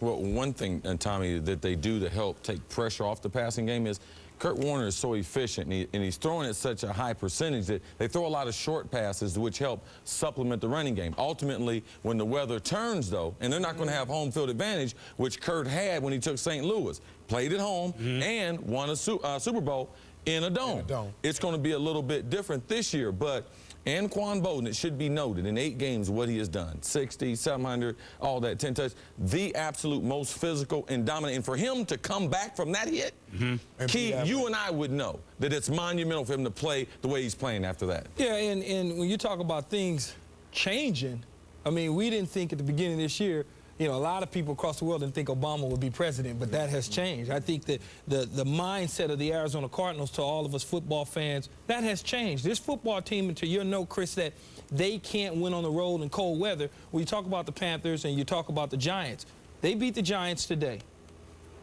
You know, you win 8 games at home, you split the other 4-4. Now all of a sudden you're sitting at that second seed. Anything can happen in playoffs. You slip up and you're the second seed, but this team is built by not making mistakes. Not only that, you look at Bill Cowher and you look at Bill Parcells. This staff is almost split down the middle between a Cowher staff and a Parcells staff. Well, you know, first of all, they are for real. When you look at what they've done with the receivers they have with a quarterback, he could be a Hall of Famer. Those receivers are unbelievable. They got over 1,600 yards between them. Main thing is, Ken Wisenhunt has changed the culture in Arizona, and it's not business as usual. Are they good enough? Do they do all the things good enough? They know who they are. Their identity is the receivers and the quarterback. Use your identity. Be the best you can at that. Hope the running game comes around. Hope the defense steps up. Let's see where it's at. Can they win the Super Bowl? Well, you look at the Arizona Cardinals, can they win the Super Bowl? This year? They can win the Super Bowl. Yes. Well, let me ask you a question. If they beat the Giants today, can they win the Super Bowl? Well, here's the thing, Tommy. Yes. Next 5 days, next 5 days. Yes. Because they play Thanksgiving. Okay. Arizona home to the Giants at Philly. Right. This, I mean, in 5 days, we'll know a lot about them, and they will too. But here's one thing, and you guys agree. They're one of the few this year with the spread and the force it passing offense. It's not like there's 8 or 9 contenders doing it. They're one of the few. Right. That's right. So like Miami has that run offense, this is one of the few doing it, and that works to their favor this year, agree? Whereas another year, another one of those, we know how to defend that. We'll see. Now, Arizona has a 4-game lead in their division. If they win the division, be their first crown since '75 when they were the St. Louis Cardinals. If they host a playoff game, which they would if they won the division, first times they would do it since they were the '47 Chicago Cardinals. And they haven't been in the playoffs since '98. Oh, by the way, all 3 of those droughts, division, home playoff game, getting in the playoffs at all, they're the longest in football. They all can be erased pretty quick, and they actually can get in there today with a few things happening, including a card win. Mort, the Arizona, you're all on the Cardinals. Hard to believe. Well, yeah, but the Cardinals are dealing with Edgerrin James and his request to be released. They're not going to do that because he's their insurance policy in case rookie Tim Hightower hits the wall. J.J. Arrington is their other back. He would love to be released, clear waivers, sign with the Buccaneers, sign with the Cowboys, sign with the Broncos, sign with the Patriots. But the bottom line is a team that's on the playoff run is not about to cut loose what is now an insurance policy in Edgerrin James. Well, and that's interesting because the Bucks did it, and then Graham got hurt, and then Michael Bennett is on the Chargers. They cut him loose, so that's probably part of what they're thinking. All right, Mort. The Giants with 3 straight 200-yard rushing games in Arizona, minus their top running back, the big guy. Brandon Jacobs chewing gum, hurt his knee last week against the Ravens. 3-0 Arizona on top, second quarter. Manning begins to fling it around, that being Eli to Sonoris Moss, 3rd and 3, moving the chains down inside the 5, and then Derek Ward in the role of Brandon Jacobs for a touchdown. He had 20 rushes today. They're going to keep the ball on the ground regardless who the back is. Jacobs liked it. Yeah, I like to see excitement for the guys that aren't playing. Biggest cheerleader I've ever seen. Yeah. Big Cardinals after being set up with a nice J.J. Arrington ensuing kickoff after the Ward touchdown. Steve Reston with a first down, and then Tim Hightower runs it in. And Arizona misses an extra point, so it's just 9-7. But Arizona's up 12-10 with 2.5 to go in the half. And Manning play action, Kevin Boss on 3rd and 1, moving the chains. And then 3 plays later, Manning to his old reliable, that would be a Monty Toomer touchdown. He uses the umpire to pick his defensive back off. Beautiful route. Giants up 17-12, and we show you this right before the end of the half for a reason. Ward with a 5-yard run. Ken Wisman calls timeout. And Steve, what happens after this? Well, he's going to use all 3 timeouts to force the punt. Why? Because he's going to catch the ball, fair catch, right here, fair catch after 3 consecutive timeouts. And the rule book says after a fair catch, you are awarded a free kick if you choose to. So this doesn't happen. Kurt, come on off. You're not so fast. We're going to kick a free kick with Neil Raker right here. Now take a look. He says this doesn't happen very often, but we're going to make the highlight film. So you line up. The only difference is you don't have a tee. So he's going to make his own little tee. Put up some dirt, see? I do that with a golf ball. Yeah, see? And he's going to kick a 68-yard field goal for 3. Shank. Okay. Wow, but you know what? It's you got to cover it. See, you got to cover it now. But it's the last play in the half. The last time that was successful, 1968. No kidding. That's the first Shank ever coached him up, ever in the history of this show. Kurt Warner coughs it up in the first possession. Yeah, that's of a the covered second half. sack. It happens to Kurt Warner every now and then, holding the ball a little too long, looking downfield. And Justin Tuck is the one who creates the fumble, and then Eli Manning tries to turn it into points. Steve Smith on 3rd and 2. 30 yards down to the Cardinals 2, and then Manning to his new reliable, that being Madison Hedgecock. Look at him go. And then how about this celebration out of Madison Hedgecock? Yeah, roll your boat. Bowflex. Bowflex celebration. I like it. 2 Cardinals possessions later. Steve Breston, 12 yards and a first down. Down 12, 7 plays later. Anquan Bolden to the Giants 2. Next play, after a pass interference in the end zone, it's Hightower again. Police Academy 6 makes it a 5-point game. 4th quarter we go. Giants ensuing drive. Eli Manning, 26 of 33 for 240 yards, finds Kevin Boss 28 yards there. 6 plays later, it's Manning finding Boss again. 3 touchdown passes for Manning. Yeah, this young Kevin Boss here is really coming into his own, replacing Jeremy Shockey. So now it's time for former Giant quarterback Kurt Warner in an MVP-type season for him to try and create, and he does. Steve Breston, 5 down to the Giants 5. 3 plays later, Anquan Bolden underneath. It's an 8-point game now, and the Cardinals go on sides with 4 minutes to go. Yeah, well, it's, you got to have a good one. It's a great high kick, well blocked. You got to catch the ball. You got to go get the ball. Don't wait for it to come. Go get it. Ralph Brown is the one who lets it go through his hands. Great execution. You just got to make the play. 3rd and 8 in the Giants' ensuing drive. It's Ward up the middle for a gain of 6. 4th and inches, and Tom Coughlin says, let's kick it. We'll go up 11, which he does. Cardinals next possession, 3rd and 6, 42 ticks to go. Warner to Steve Breston, who gets out of bounds to stop the clock. Cardinals kick a field goal there. Down 8 again. Decide to go onside again. Have to do it. And this one just flat out doesn't work. So the G-men hold on to win 37-29. They're 10-1 atop the NFC, while the Arizona Cardinals miss on an opportunity to clinch its first division title since 1975, when the St. Louis Cardinals clinched the NFC East. So they'll have to do it on Thanksgiving night on NFL Network against the Philadelphia Eagles team in such flux that the word flux doesn't really do it justice. Reports from both teams now, starting with Kara Henderson. Welcome back to the Blitz, everybody. Well, we told you at the top, Tennessee was playing a quality foe in the Jets. And the Giants at 9-1 were playing a quality foe in Arizona, who had not lost at home. And come to Tom, can you think of a game that Giants never played well in Arizona at the Big Toaster, have they? I don't remember. Well, maybe they did last year when they beat the Patriots in one of the most stunning upsets in NFL history. This would not be, but here come the Giants. Eli Manning to Plexico Burress. Ball broken up by Dominique Rodgers-Cromartie. And Burress been hurt during the week, re-aggravated the hamstring. He's out. But how are we going to replace? Well, why don't we put in Dominic Hickson? Takes the hitch. 17 yards, sets up a Derek Ward touchdown. Brandon Jacobs out, remember. Now the Giants are down 12-10 second quarter. Hickson takes it at the goal line, and watch him resemble the high hurdler, and what? Right there. And Hickson almost goes, ooh, all the way. Tripped up at the 32, 68-yard return. 3rd and 7 on the drive from the 12. Manning, well-dressed Amani Toomer, in there for a touchdown, 17-12. G-Man. Late in the half, Giants punting, just seconds to go, and Steve Preston's going to make a fair catch no matter what. Instructed by his coach, Ken Wisenhunt, fair catch, fair catch. Why would you do it? You never see this. Free kick. A free kick. You can hold it, nobody blocks it, but unfortunately, it's good for a soccer goal. But Neil Rackers from 68 yards. The last time that's worked in the NFL, Mac Percival, Chicago Bears, 1968. Meanwhile, Steve Smith makes a big catch. 30-yard gain for the Giants. Next play, 3rd quarter. Madison Avenue Hedgecock. What? In there, and the fullback has scored his first NFL touchdown. Row, row, row your boat gently down the stream. Brandon Jacobs is having too much fun.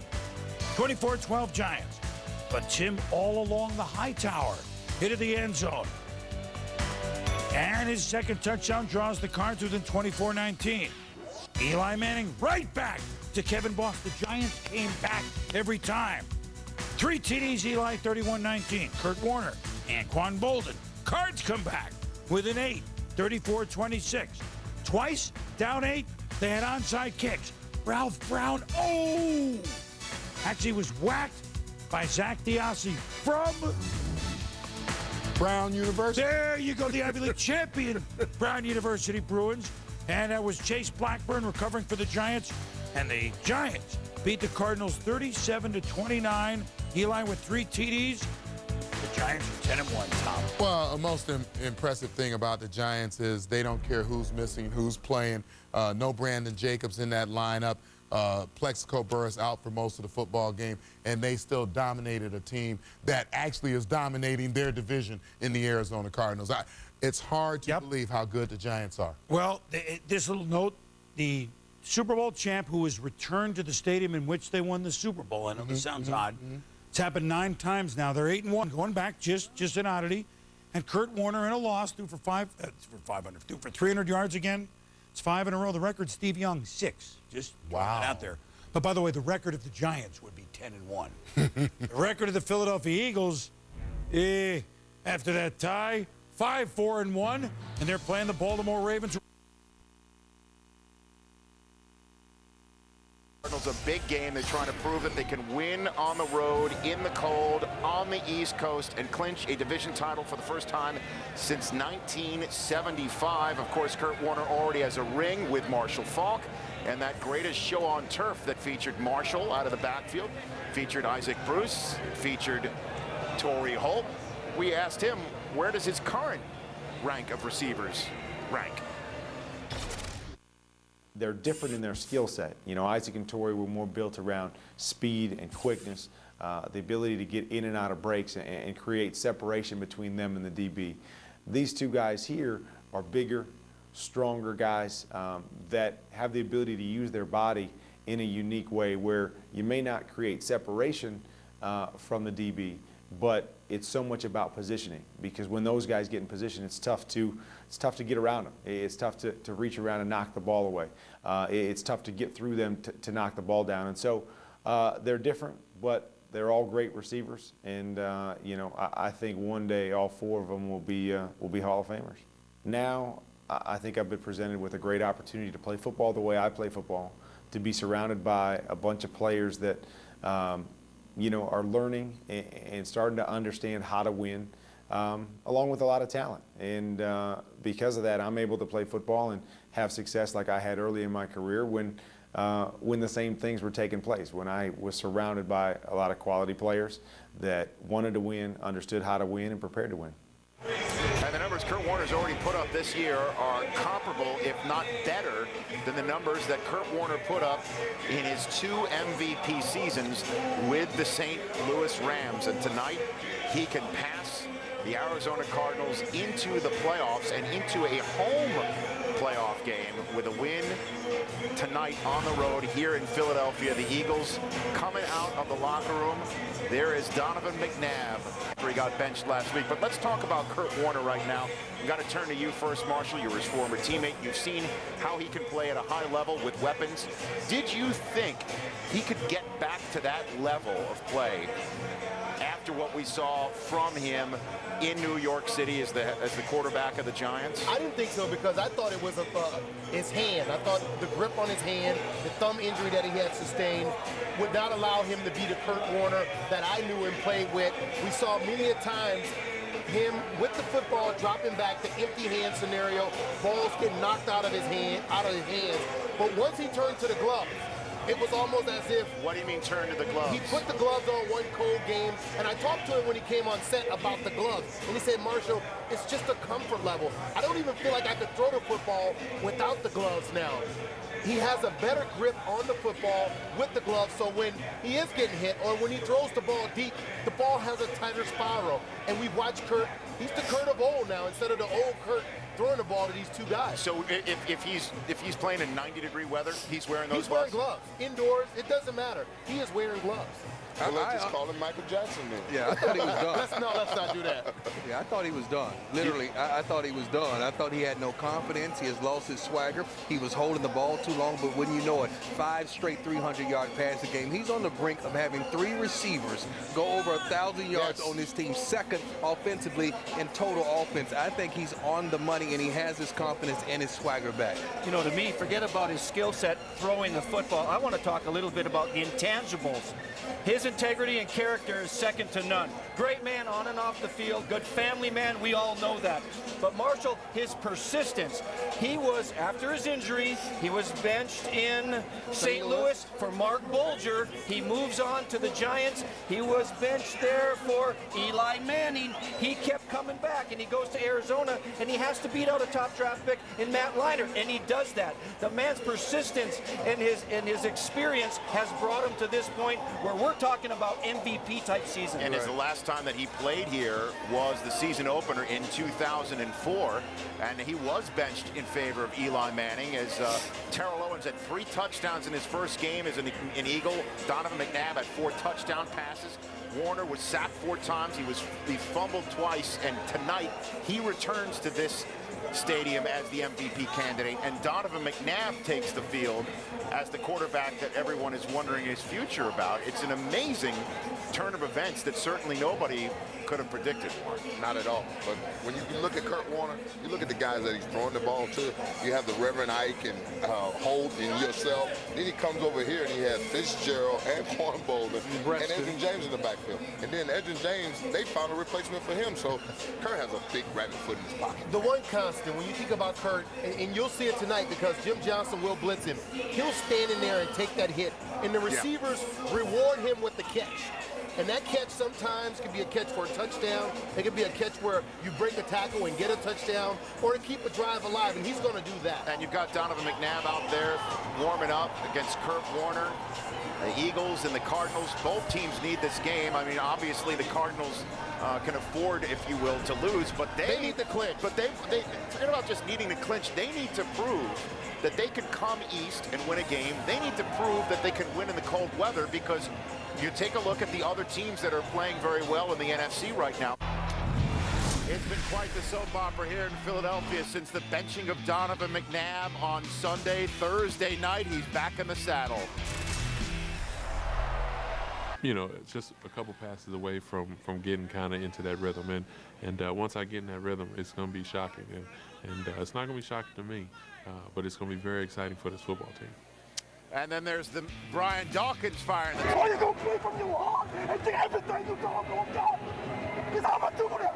I'm going to do everything I do. Very prideful man, that Brian Dawkins. Scared me. Yeah, he sure is. So the 4th play of the Eagles' first possession, and McNabb fires to Jason Avant on 2nd and 7. Things are working well. 6 plays later, McNabb to Kevin Curtis, rolling out, finds him for 13 yards. 2 plays later, 2nd and 4 from the 5, and how about this? The Eagles are up early on an 8-minute drive. Yeah, the opening drive was a great first 15 for the Eagles. Ended up with a shuffle pass for the touchdown. McNabb 5 or 5 for 38 yards, including that touchdown shovel pass to Brian Westbrook, starting a big night for him. 5th play of the Cardinals' ensuing drive, and it's a pick. It is picked by Jacilio Hansen with Asante Samuel out of the game.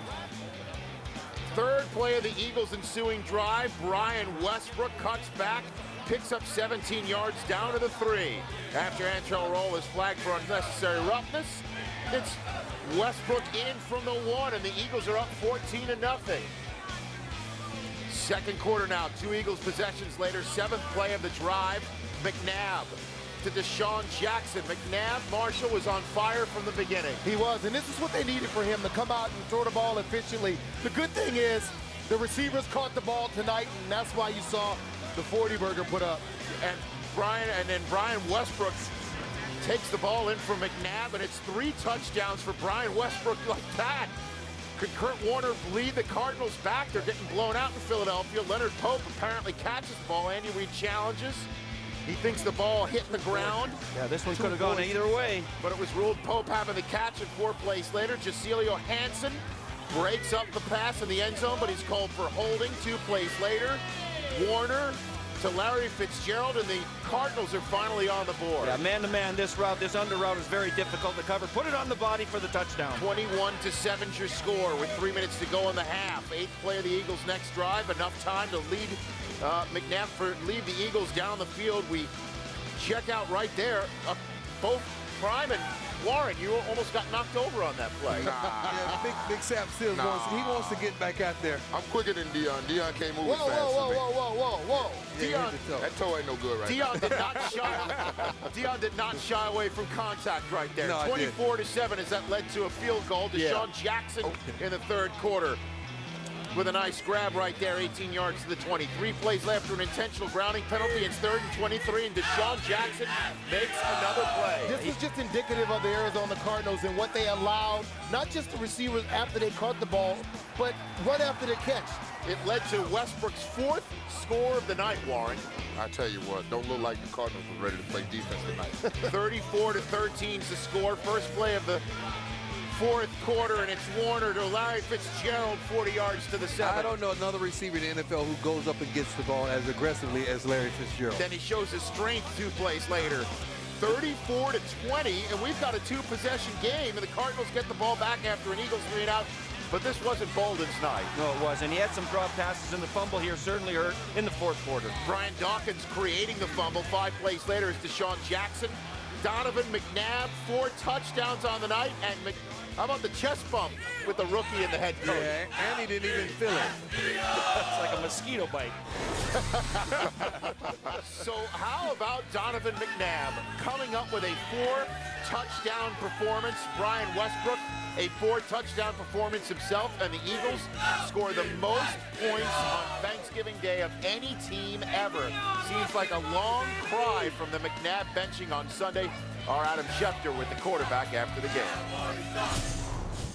All right, Donovan McNabb, your 11th 4-touchdown passing game. How much does a game like this mean to you in light of the week that you had?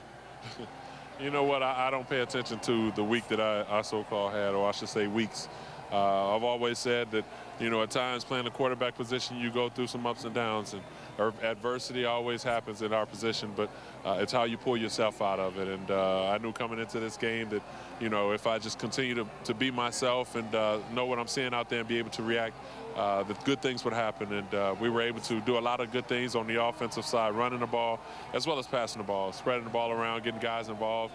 And, you know, you see what happened with the result. Yet the offense had struggled recently. What was the biggest difference this evening? You know what, when you start fast and you continue it on, you know, that's something that, you know, teams kind of struggle with, because now you don't know what's coming next. And when you come out and you start slow, it seems like the offense is.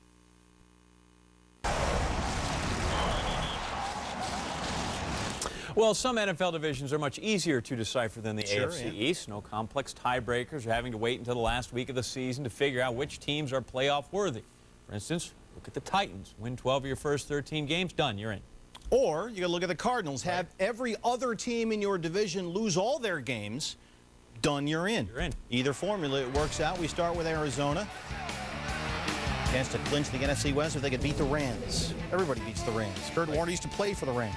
Cardinals, since they last won a division title in 1975, well, they moved.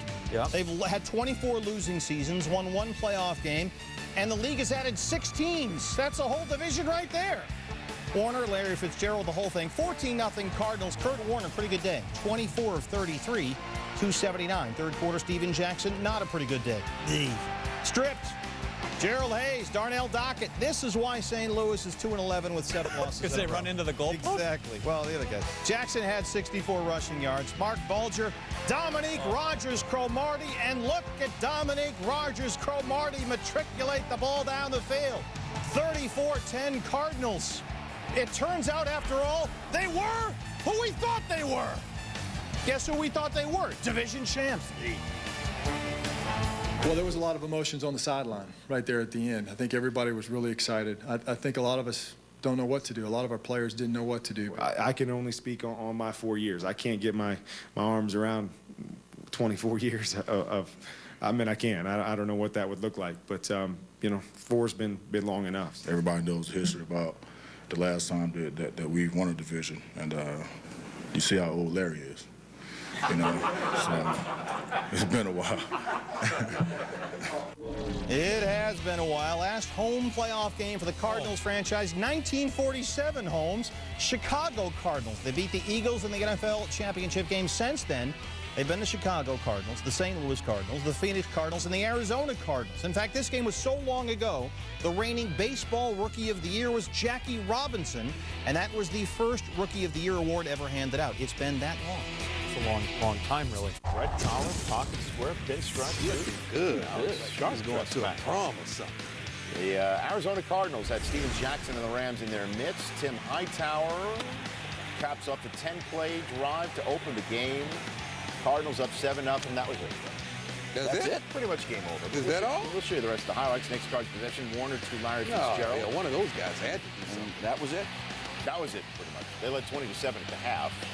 Third quarter, second Rams possession. Steven Jackson pops it up. Darnell Dockett, an easy return. That's it. 27. Yeah, now you believe me? I believe you. I'll show you one more play. One more? Yes, because he's one of your guys, bro. Young Dominique Rogers. Don't throw it. Oh. Does he hold it up? He's going to do something. Get the ball in the end. Yeah, you don't have to hold it up, but there you go. That's all I know. That's what I teach. Congratulations to the NFC West champion Arizona Cardinals. Gatorade showers all around. Ken Wisenhunt gets that one. Arizona 8-5 winners of the division. They get a home playoff game for the first time since they were the Chicago Cardinals back in 1947. It's their first division championship since the Don Coryell St. Louis Cardinals won the NFC East back in 1975. Good times all around in the desert. We've been trying to get this done, and when you finally accomplish it, you know, everybody's genuinely excited, and they almost so excited they don't know what to do. But, you know, I think that I'm very pleased with the way our team responded, and, you know, we're excited about building on this and where we go from here. You know, I was looking at some of the guys in the locker room that, you know, this may be their first year here or something, and a lot of guys are hooping and hollering in there, and just had to let them know, you know, they don't know where we've been, you know, and just over the 4 years that I've been here, you know, how far we've come. The Beltway boys having at it in. All right. Now listen, we don't want to be redundant here, but this is the third week the Cardinals have tried to clinch the division. Okay, they're playing the Rams, so it's sort of St. Louis's past against their present, and Kurt Warner against his old team, and Larry Fitzgerald. Well, that's just too easy for a big, strong, athletic receiver. And just like that, it's 14-0. And then the defense really took over. Steven Jackson, whoop, gets hit by Gerald Hayes and Darnell Dockett. Now, Gus Frerotte will say do not celebrate inside stadiums and things that can hurt you, but he does, 27-7. Fourth quarter, it's still 27-10, and Dominique Rogers-Cromartie. You say whatever you want. It's a 99-yard return. And the offense will play well in the playoffs. The big question is, can Arizona be physical enough on defense and make enough plays on defense to win in the playoffs? They will need these corners to play like this in order to do that. Run DRC, 99 yards the other way. A little celebration because that clinched it. Bertrand Berry whooping it up, and Ken Wisnut's going to get himself a shower. Everybody gets a hat. Good for them. Absolutely. This is a franchise that has been schlep rock in the NFL. They are in the playoffs for the first time since 1998. Now, just to put things in perspective, civilizations have risen and fallen since the last time the Cardinals won a division. Dinosaurs roamed the earth the last time they hosted a playoff game. Moved to Arizona and out of Arizona in this time. But Kurt Warner was still playing for the Rams. He was a rookie in 1947. They've had 24 losing seasons and only one playoff win, a 1998 wildcard game in Dallas. Since that time, they've added 6 franchises to the NFL. A Brady bunch has been added to the NFL since the last time they had a division win. Finally, some clinchage to talk about in the NFC West. Cardinals rediscovering their offense and their defense. And finally getting that 8th win and that division championship they waited 33 years for. Coaches told the players to act like they've been there before. They've never been anywhere near this before.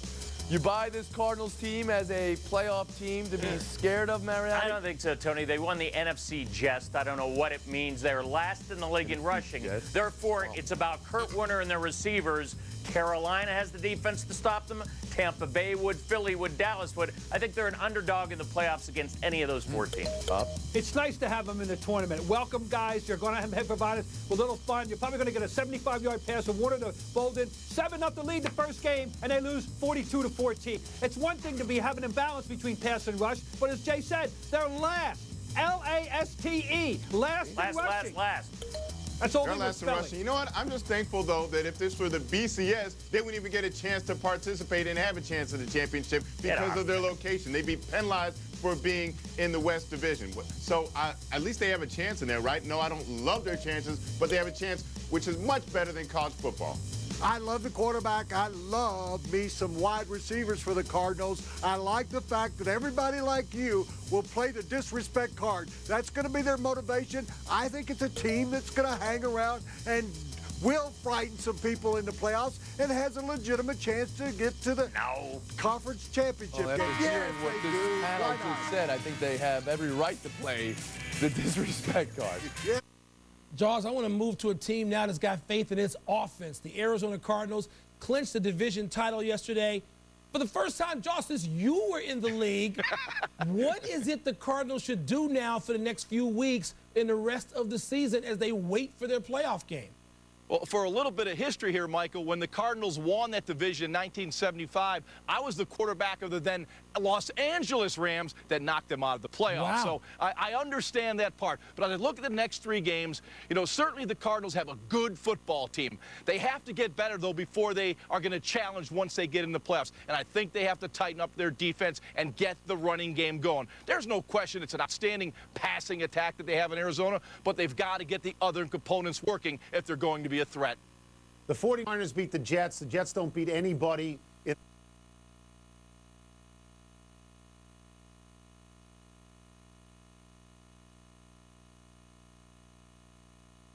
Arizona, a 3 seed really up for grabs in this game. Kurt Warner and the Cardinals coming off their first division clinching win in 33 years. Tavares Jackson getting the start. Bernard Berry returning a punt and returning it well. Why do we show this? Either it's a big play or a boo-boo. That's a big play. It's an 82-yard score for Bernard Berry. First career punt return, first punt return touchdown for the Vikings in 2 years for Brad Childress. Following Kurt Warner interception, Tavares Jackson airs it out down the field too. Perfect throw. Berry. Kept him on the field. There was very little room to throw that. Following an Anquan Bolden fumble. 6 plays later, here's Jackson showing off another type of throw to Sidney Rice. What's going on tonight? Yeah, their game plan was to go at Hood, and they went at Hood all day today and were successful in getting it. Gus Ferrant's chewing gum. He's fired up. Now you got Adrian Peterson. Look at him go. The league's leading rusher. Over 1,500 yards. That's ridiculous. 9th career 100-yard game this season. That's a franchise record. A lot of good players have run the ball in purple. George Furman performed. Years. 8 plays later, it's the other running back. He's not really just another running back. Green. Just a Taylor. 28-0 Minnesota. What's going on? Third quarter now.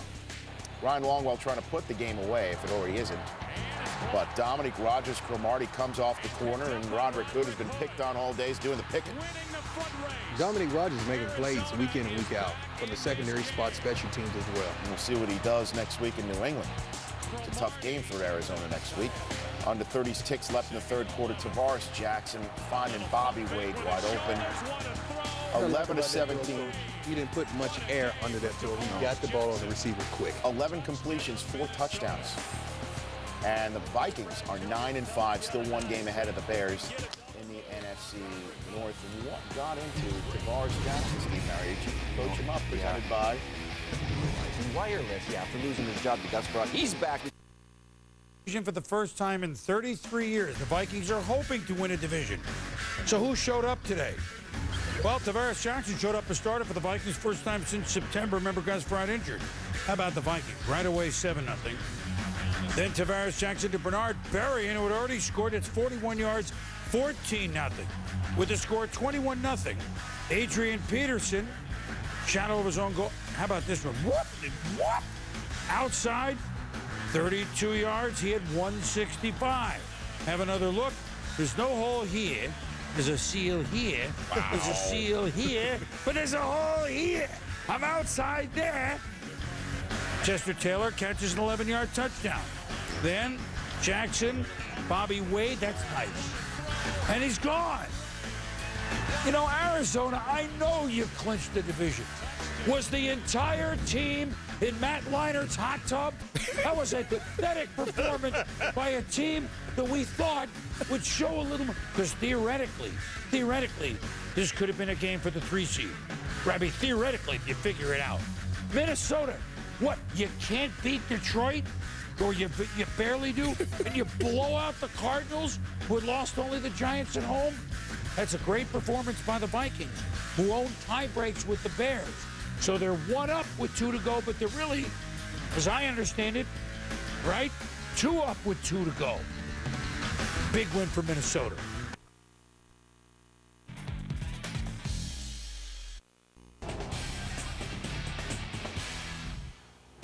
Welcome back to the Pro Bowl Selection Show, presented by State Farm. Starting in the NFC at quarterback, Kurt Warner going to the Pro Bowl for the 4th time, leads the league with a 68.4 completion percentage.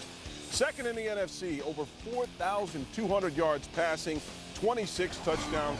Kurt Warner, and he's going to have a familiar target.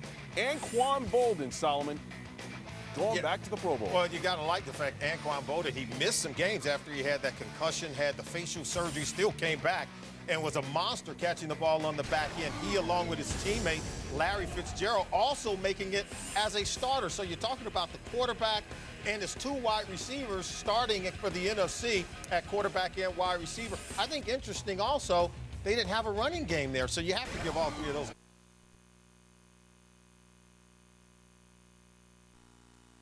Lead you to one other thing, and you mentioned the Cardinals. Yeah. As embarrassing a performance they've had the last 2 weeks, this is fuel to the fire about changing the playoff scenarios around, about the teams that have good records, because you're going to leave a team that's, you know, has 11 wins out. Could be the Patriots, even though they're in the AFC. But in the NFC, say the Cardinals win next week, they got 9 wins. And there's going to be a lot of other teams who have almost 10, maybe 2 or 3, that won't get to the playoffs. And think of the Cardinals' defense. In 3 games this year, they've given up over 28 points in the first half. It's a shame. This might be the worst playoff team I've ever seen. I mean, they're going to be in the playoff just the way it is. They might finish at 8-8 and be in the playoff. They won the division. It's a very weak division right now. And I think it's weak in the sense, for this reason, San Francisco started to come on, but it's too late, period. So, I mean, it is what it is. I'm shocked, though. Ken Wisenhunt, what he built there, what he brought there was, you know, came from Pittsburgh. Toughness. Physical, would be tough offensive, defense. It's gone. It's on offense, gone, period. But don't you think that's reflected through some of the players, too? I mean, you got great receivers on that football team. The quarterback is a talented quarterback, but I think when the push comes to shove, I worry about him a little bit. You know, he doesn't perform his best when he's under pressure. A lot of quarterbacks don't perform under pressure. I'm not putting the whole pressure on him, but I'm just saying, you know, you got to get more out of it. You got to get more leadership in a game like this. They came out today. They looked like they had their bags packed and the buses were running to get the heck out of there. That's not right. Well, Kurt Warner, as you mentioned, only passed for 30 yards in today's game. You're not going to win many games that way. Stick around. Coach Sperano from New Haven. He got sunglasses on and it's 5 below. I love him. Now the Patriots, where it snowed on Friday heavily, and I got to tell you, well, first New England. Matt Castle, what a pair of weeks he's had. His dad passed away. The Patriots, hey, we're having fun. We're going on a sleigh ride. That's Kevin Falk at 21-0 over the NFC West champion Arizona Cardinals. Castle, Wes Welker. And they got flagged for this, but who cares? You know what? Why not? Snow and angel. Then 31, that's a snow angel, eh? And then play fake, Randy Moss. Patriots scored on 9 of their first 10 possessions. Afterburners. And afterburners for them, the Patriots roll the Arizona Cardinals, which we can talk about in a minute because the issue is the Patriots. What a sorry excuse for a professional football team effort for the second straight week of a team that has won the division. But let me tell you how I really feel. They would agree with, they better agree with me. 47-7, the Patriots, they are 10-5. They had over 500 yards of total offense, and yet they still need help to get in. But first things first, the Patriots' final home regular season game, a 40-point laugher in the snow. Sammy, the Patriots are exactly where he's going to have to play in the bad weather. And one other thing before we go, I was pretty harsh, but I think deservedly so. I mean, are we embarrassed by what we saw from Arizona? They deserve That was embarrassing. And it wasn't just this week. It's been ever since and slightly before they clinched their division.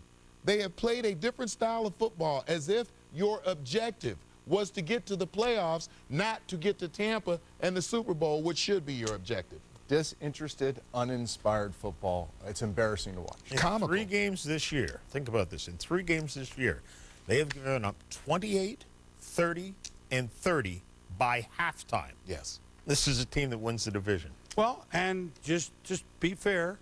They'll be home in a playoff game, and they'll give somebody a hard time and maybe win it. But, gee, be a little more professional than that. All right, speaking of professional.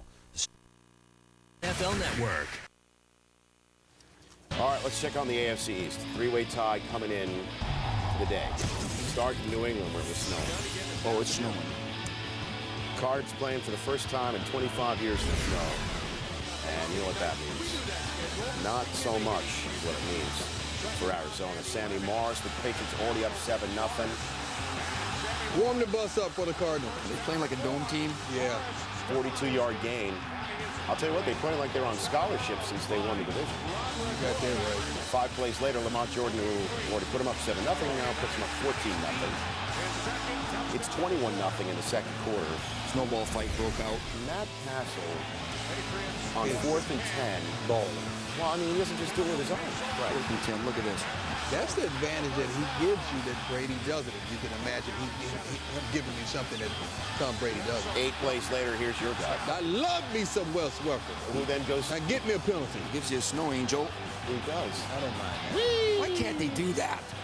Because they go to the ground, I guess. It was fun league. NFL. It is fun to be Scrooge league. Kurt Warner, MVP candidate just a couple weeks ago. No. Hit hard all day. It's the first time he played the Patriots since he played them in the Super Bowl. Marshall only once said he was an MVP candidate on that pregame show. Mike Wright was sacking him. Pregame. Right. Pregame. Hits him.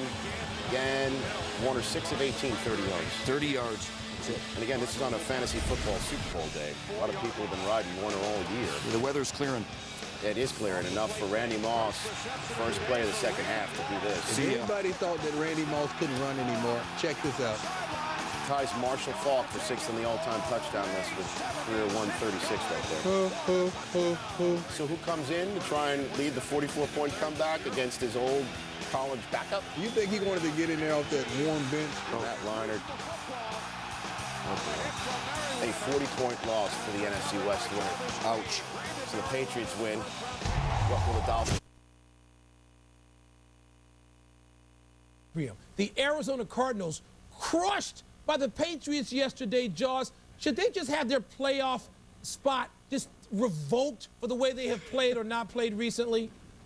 Yeah, it really is disappointing. The Arizona Cardinals, when they have to travel east, they are just a dreadful football team, almost a non-competitive football team. Fortunately for them, they're in the NFC West, and they win the division title, and they're going to be in the playoffs.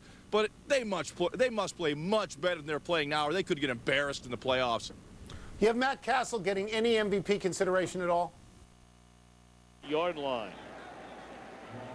Well, Brian, I asked you at the start of the game. Arizona knew they were already in the playoffs. They clinched a division championship 3 weeks ago. But after getting blown out at home by Minnesota, completely obliterated last weekend in New England, was the way they're finishing the season really, when all is said and done, that big of a deal? I suppose we'll find out for sure after the game against Atlanta next week. But does this game give them at least some legs or some credibility around the NFL as the playoffs begin? Well, they'll tell themselves that it is a 450-yard performance, and they should. They should, even if you're fooling yourself. Now, I don't know that the fans, the media, the national press will look at it the same way, but you have to. Even if you're fooling yourself, you've got to go in to that last game or to this next game with the mindset that, yes, we are a good football team. We can have that swagger, and we're capable of doing this. You know, I'm often shocked, really, of the boldness of the media at times, and those who have microphones or those who have the pad and pen, or in this day and age a computer, when they say this Arizona team cannot win a game in the playoffs. I'm not suggesting they are going to win a game in the playoffs, but to think an Atlanta team with a rookie head coach and a rookie quarterback coming on the road to play here next weekend, that's an automatic win for the visiting team, is lunacy. Well, we talked about it. You're talking about a Pro Bowl and possible Hall of Fame quarterback. We're talking about 3 of the best receivers in the league. We're talking about Edgerrin James, Adrian Wilson leading up that defense. This is a capable football team. I did a couple of Rose Bowls on the radio. All right, that's good.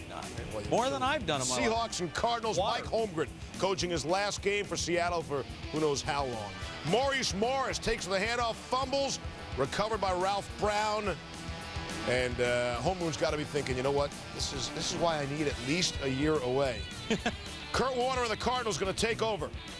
2 plays later, Warner out to the flat for Larry Fitzgerald, and he's going to fight his way into the end zone. Third quarter, tied at 14, and Warner's going to throw deep again, this time to the end zone. Fitzgerald, what a grab by him. Fitzgerald at 130 yards receiving. Warner 4 touchdowns. Holmgren does not get a win on his final game. The Cardinals have been blown out twice since clinching that NFC West title. Little momentum for them to take into the postseason. All right, now. Perhaps the last game as head coach or one of your guys, Steve Mariucci. He's a good man.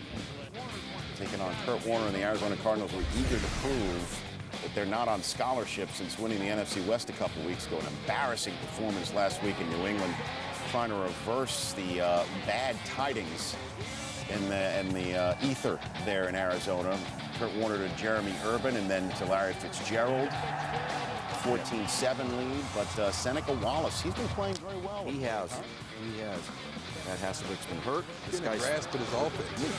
Deion Branch to tie the game right before the half. Great throw. So maybe they could pull off the upset in Holmgren's last game, except Kurt Warner was on point. Larry Fitzgerald as well. He's always open. One-on-one, he wins every time. 5 catches for 130 yards and 2 scores for Fitzgerald. Next Cardinals possession, Warner to Steve Preston, who's come to the fore this year. And Warner and the Cardinals get the win that they need going into the playoffs. They'll host Atlanta next week. Mike Holmgren, his last season, 4-12. Jeff Fisher and Tony. Snap to Warner, screen to the left. It's caught. Arrington to the goal line. He's in. Touchdown. Warner back to pass, looking left. Now back across the middle. Finds Fitzgerald at the 5. He's into the end zone for the touchdown. And snap to Kurt, pumps left, and then throws left. Bolden on the catch of the 5, and he's in. Touchdown. Warner had his arm hit, and it still found its way to Bolden. And look at these numbers. Kurt Warner reached 4,000 yards passing for the 3rd time in his 11-year career and was selected to his 4th Pro Bowl. Warner's passing yards and completion percentage, both 2nd in the NFL, so there's apparently plenty of life remaining in that 37-year-old right arm. Let's take it over now to Jamie Dukes. All right, let's fire up Cardinals Cam. Joining us, the young and spry Kurt Warner of the Arizona Cardinals. First of all, Kurt, congratulations on a fantastic season. Thanks, Jamie. I appreciate it. All right, a little unfinished business here. Let me understand this right. Arizona Cardinals haven't been to the playoffs since I have no idea. It was well before I was here. Okay, and I understand there might be still a few tickets available for the Cardinals game? That's what I understand, too. And I'm amazed myself that it's been, I think, like 35 years since we've had a home playoff game, and there's still tickets available. I'm hoping that won't last for much longer.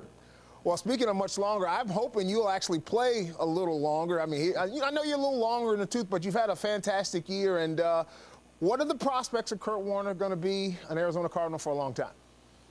You know, not really sure at this point in time.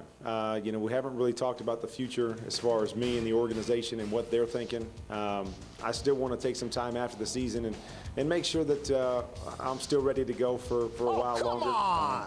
What do you mean well, take some time? You just got to make sure. You know, you just, every year at about this time, you're bumped and bruised, and you look forward to the end of the season, you know, after the Super Bowl and all of that. I just want to make sure that I've got the energy to continue to do what I was able to do this year, and I can be the best asset for this team. I don't know. Let me help you out here. I think you've had 3,000-yard wide receivers this year. Poised maybe to have your third MVP, and you're talking about possibly letting it go? Well, I guess you always want to leave on top, and we haven't been in this place for a long time in Arizona. We've changed the culture here.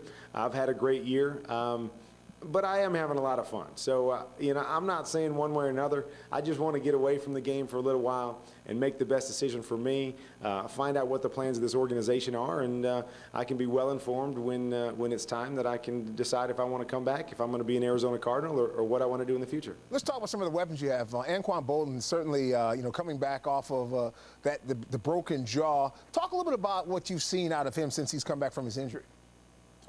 I haven't seen anything different with Anquan, and I think that's the most amazing statement that I can make. When you see the hit, you saw what he went through. You know, it was a devastating blow, and one of those that you only see a few times in a lifetime. And for him to come back and play the way that he has, with the same intensity, the same passion, the same aggressiveness that he had before, has been pretty unbelievable. And he's a huge leader on our football team. And, you know, after that happened, I think it shook a lot of guys on our team. But the way he's come back and led this team and led by example has been really, really special. Let's talk about the leader, the number one leader on this team, Kenny Whisenhunt. And will the real Arizona Cardinals stand up? I mean, you guys look great at home, and then on the road things have kind of bogged down. Talk about that as it pertains to your test against the Atlanta Falcons. Well, I mean, I think the big key is we're growing as a football team. You know, we're progressing, we're making strides, but we're definitely not the best team in the league yet. We're not a great football team yet. And those are the things that we're learning. We have to learn how to win on the road. We've got to learn how to bring it consistently every single week.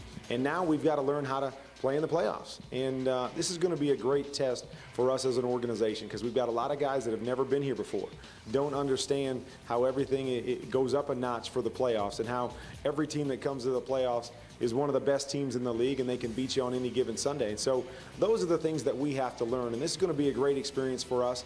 And we've already shown this year that we can play with anybody in this league. But the question is, can we do it consistently? Because that's what you have to do in the playoffs. You have to bring it every week, or you're going home. As we talked a little earlier off camera about age discrimination, talk about the young fella, Matt Ryan, what you've been seeing out of this young man at quarterback. You know, you don't get a chance to watch a lot of the guys around the league, but I have had a chance a couple times, being that we played some of the same opponents, and I've been thoroughly impressed with how he's played. He's made some tremendous throws. I've seen him, you know, really confident throughout the year. I think one thing you see with a lot of young guys is they get a little tentative. They're worried about making mistakes. I haven't seen that in the way that he's played. He's come in really in control of the situation, seems to be in control of their offense, is making plays all over the place, and not worrying about making mistakes. And he hasn't made many of them, but you know, it seems like when he does, he comes back out and he's firing, you know, just like the best quarterbacks in the league. So I've been really impressed the way he's come in so quickly within that organization with the struggles they've had, and really has led them to a tremendous season. All right, let's talk a little money here. Now, I've been talking about quarterbacks, and it just seems like there's age discrimination that's going on here, where it seems like they're showering a lot of money on a lot of young, unproven commodities. Do you feel that there is somewhat of an age and experience discrimination going on in the National Football League?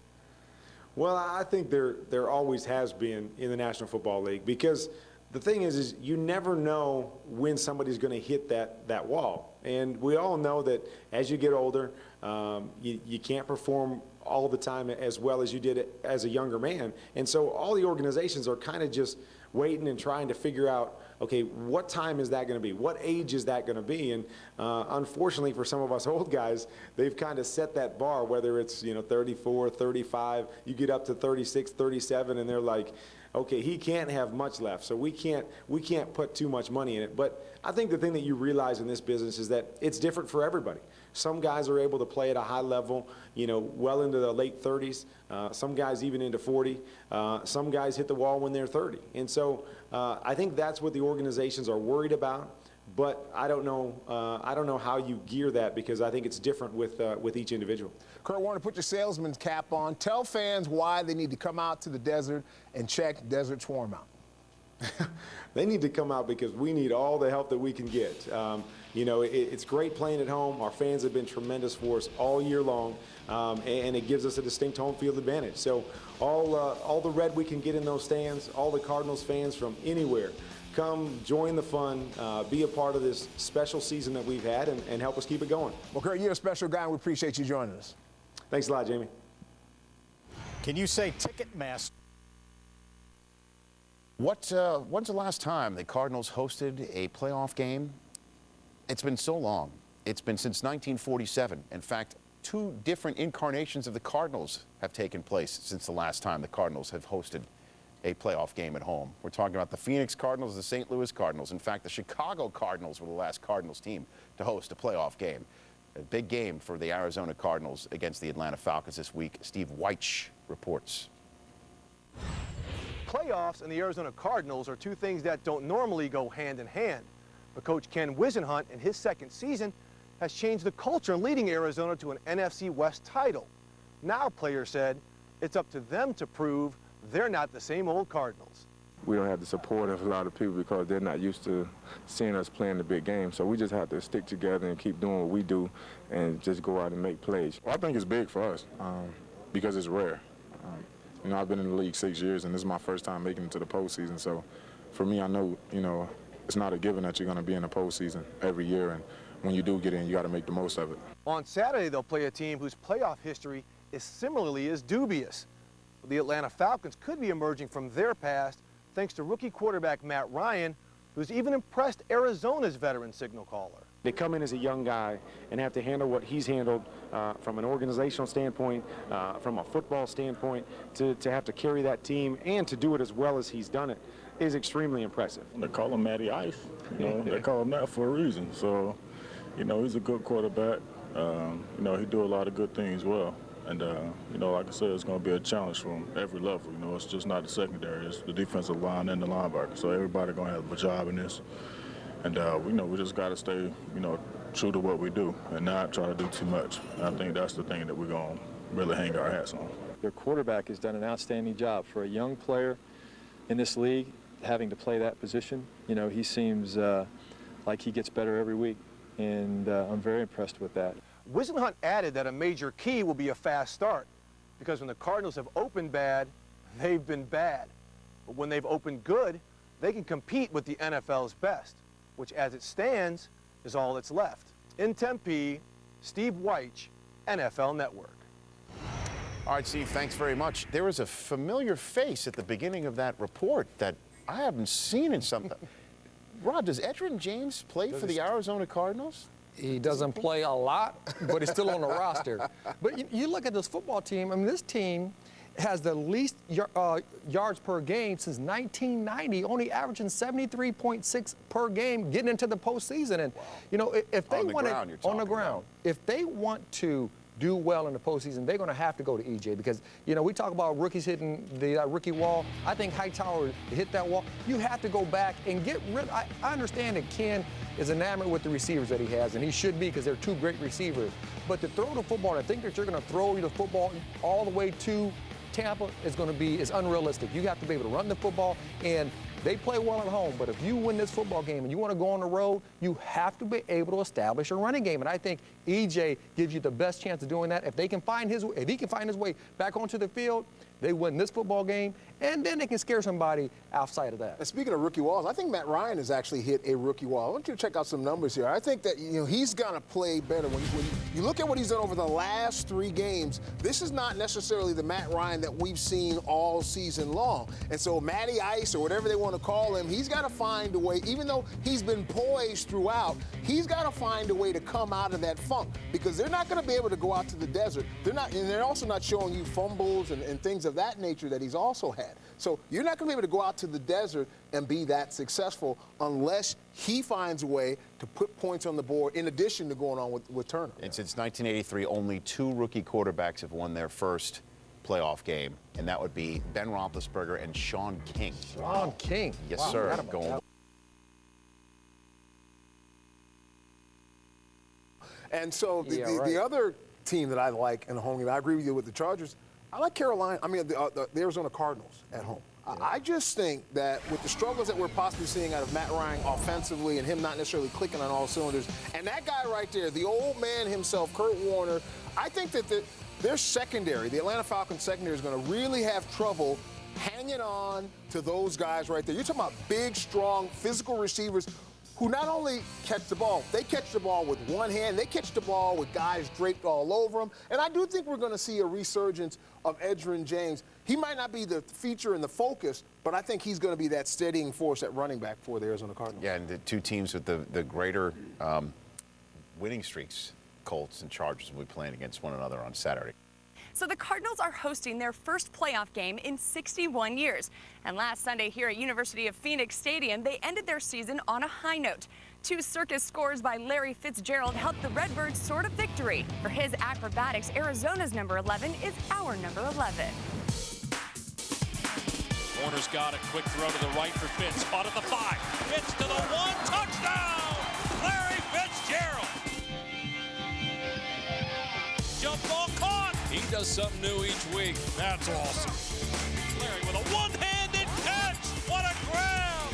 That is freak boy at his best. He is unbelievable. Larry did an outstanding job today. One of the reasons that we played well because he kick-started us.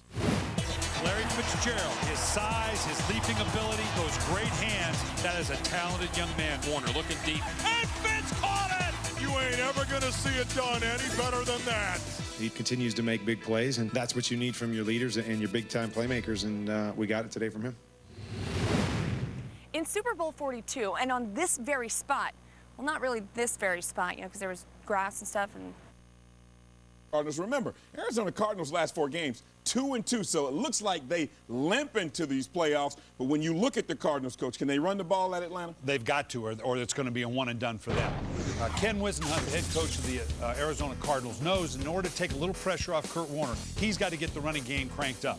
Tim Hightower, their rookie that had a good, solid season, hit that rookie wall. In comes Edgerrin James. Had 100-plus yards in this last game against Seattle. They're counting on that veteran experience, the playoff experience of Edgerrin James, to carry this running offense that they've got to find some kind of groove in order to take the pressure off Kurt Warner. As a coach, you're telling me they need to run the football. Why is that important for a quarterback in Kurt Warner? Well, first, it allows you to dictate the game a little bit. But more importantly, it allows you then, as we've seen before, play-action fakes set up a lot of big plays down the field. He's got an incredible group of wide receivers. Kurt Warner is having obviously a Pro Bowl, and he is obviously a Hall of Famer, in my opinion. Having a 60%+ completion year, as he always does, he's able to spread the ball around to 3 tremendous receivers. But the Atlanta Falcons defense, which has been suspect at times, can get very passive, get a lot of shell zone coverages if you can't force them to come up into that proverbial box with the running game and open up those lanes so that he can get those shots to one of these 3 very, very gifted receivers. What makes these wide receivers so special playing with Kurt Warner? Well, you're talking about Anquan Bolden and Larry Fitzgerald. These are 2 of the best receivers I've ever seen in tandem. They're big, they're physical. The old adage is you can roll to speed. Yeah. You can bracket athleticism. But when you've got big, fast, athletic receivers, that no matter who you put on these guys, they can simply out-muscle you for the ball. Then you throw throw in Steve Preston. He's added an element. He can stretch the field vertically so that when you try to take those underneath routes away from Anquan Bolden and Larry Fitzgerald, he's going to kill you with those vertical shots down the field. You take a look, the Arizona Cardinals had 3 receivers go over 1,000 yards the 5th time it's been done in the National Football League. And you know what? To break down how special Anquan Bolden and Larry Fitzgerald is, I mean, what we do is we talk about it, but how about a guy in Steve Preston who gets a chance to play with him? Well, you heard Coach talk about how important the run is. I mean, when you see Kurt Warner, it's been all throw. I mean, second and third in a lot of categories. And you know what? It's his best year he's had in quite some time. So we asked Anquan Bolden to talk about his quarterback and my old teammate, something you may not know. Kurt Warner was my teammate. Kurt Warner throws a very catchable ball.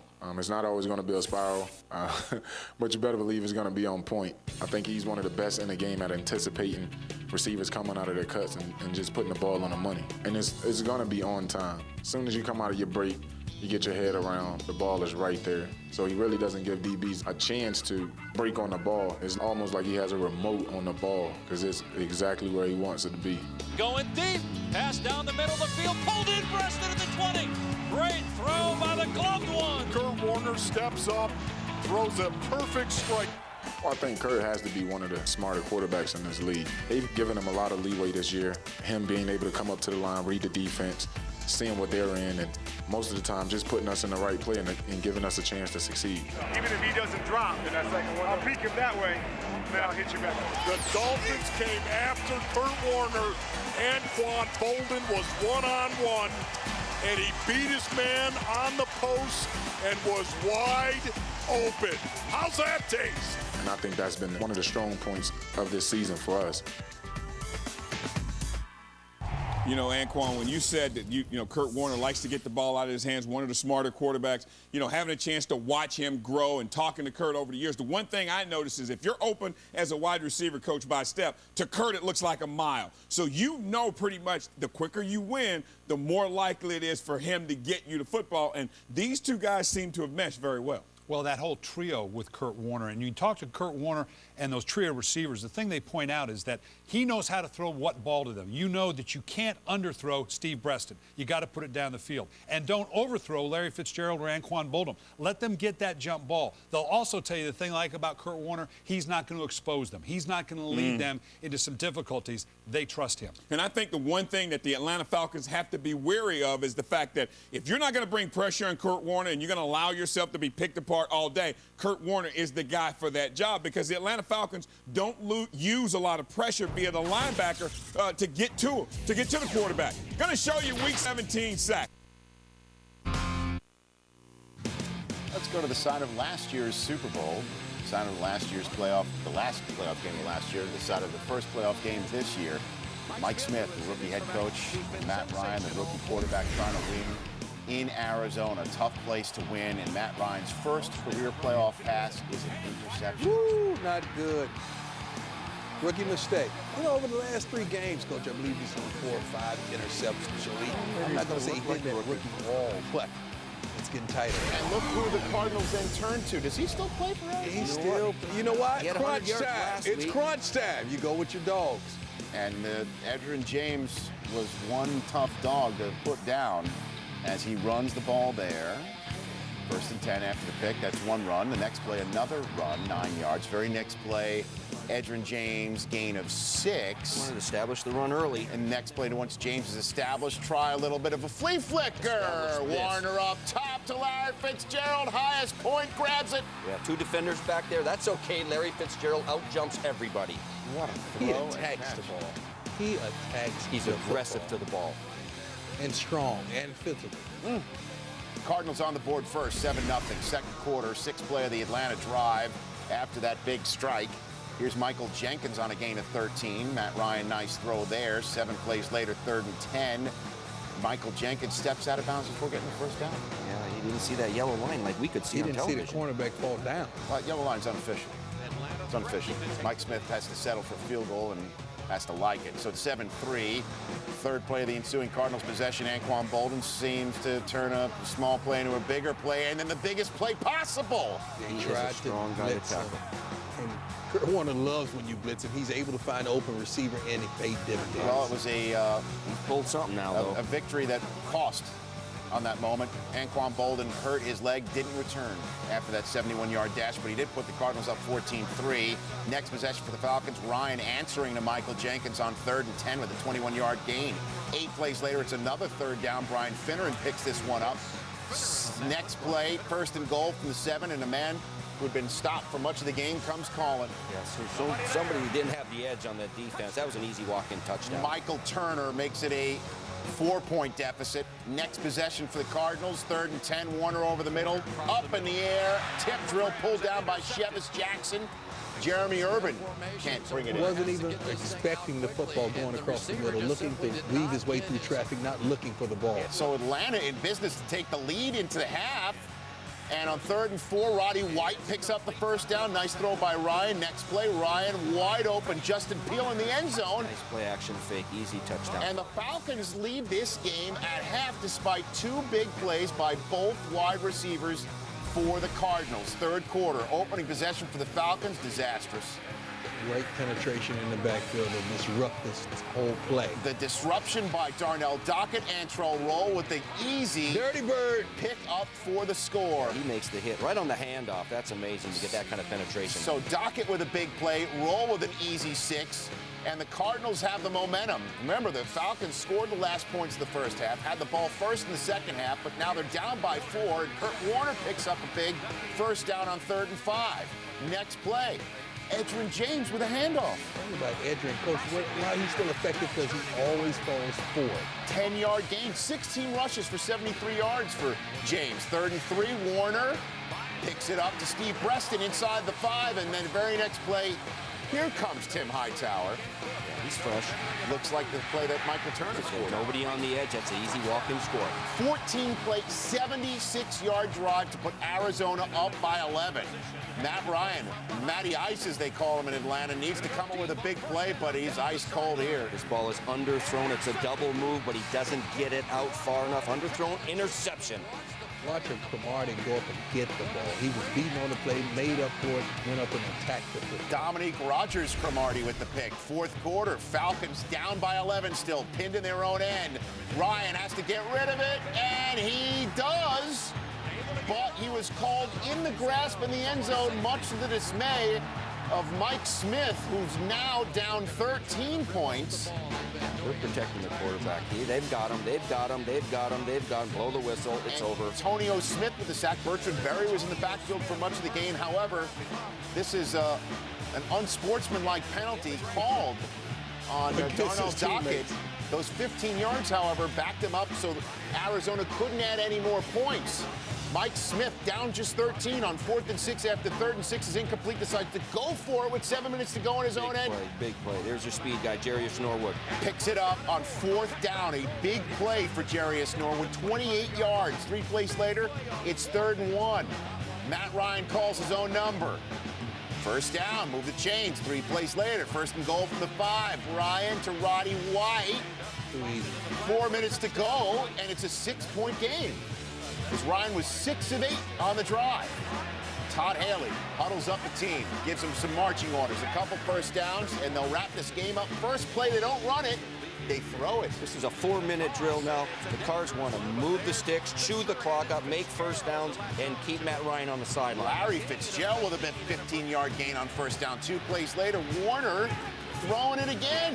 That's their offense. That's their identity all season long. There's no reason to deviate from that just because of it's the playoffs. Gain of 28 yards, 2 plays later, end around, and John Abraham busted up only his 2nd tackle of the game. So it's 3rd and 16 with Arizona needing to get some sort of positive yards. Oh, boy. And Steve Spock picks up the 1st down on 3rd and 16. Play action. The linebackers bite up on the running back, and you got the tight end right down the middle of the field in cover 2. Keith Brookage is the one who bid on the underneath route, and Spock picks up the final 1st down of the game as Ken Wisenhunt gets the Gatorade shower. The Arizona Cardinals, they win the West. They move on by beating the Atlanta Falcons, knocking the very game and young Dirty Birds from the South out of the playoffs. It's the Cardinals' first home win in the playoffs since the 1947 NFL championship game.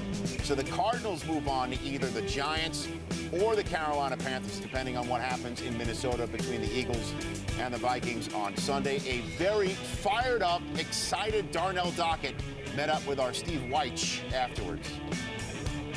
Darnell, your thoughts on getting this win and now going on to the next round? Man, we came into this game with our back against the wall. Then nobody give us a chance. All week they picked every category they was better than us. Receivers, offensive line, defensive line. They said we can't have a chance. And we came out today, man, and we was ready for anything they threw at us. We stopped the best running back in the league to about 60 yards. So don't tell me we can't stop the run. We stop the run when we want to. And the Falcons didn't know what they got themselves into. They walked themselves into a with So I guess, Steve, all I had to do is ask one question. Yeah. And that was it. Edgerrin James, I mean, we were wondering why he was so relegated to the bench in the regular season. Doghouse. And it was a lot of Tim Hightower, but when it came time for the playoffs, the Cardinals and Ken Whisenhunt turned to their veteran, and he paid huge dividends and was clearly pleased with the usefulness. You look at what I've done over my career, I don't have nothing to prove, and everybody know how tough it is to come here and be a running back, and I withstood all that and all the criticism and everything, it really has nothing to do with proving something to somebody, because I go out and play.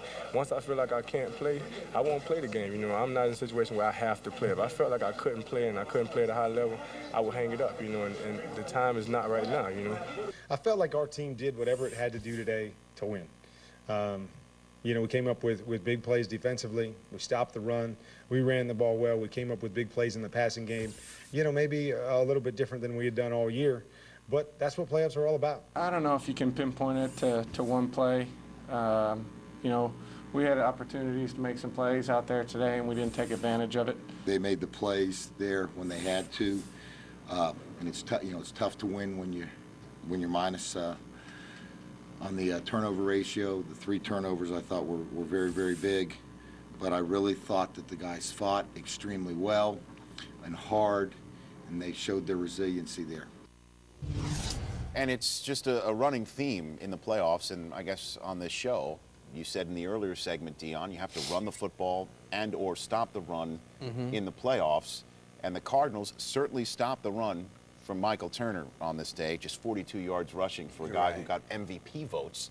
And on the flip side, certainly when they're going to have to go to either Carolina or the Giants, very cold spots, they're going to have to run the ball. To run the ball. Edgerrin James on the spot. And this is a guy that we thought he was on the back of a milk carton. Where is he?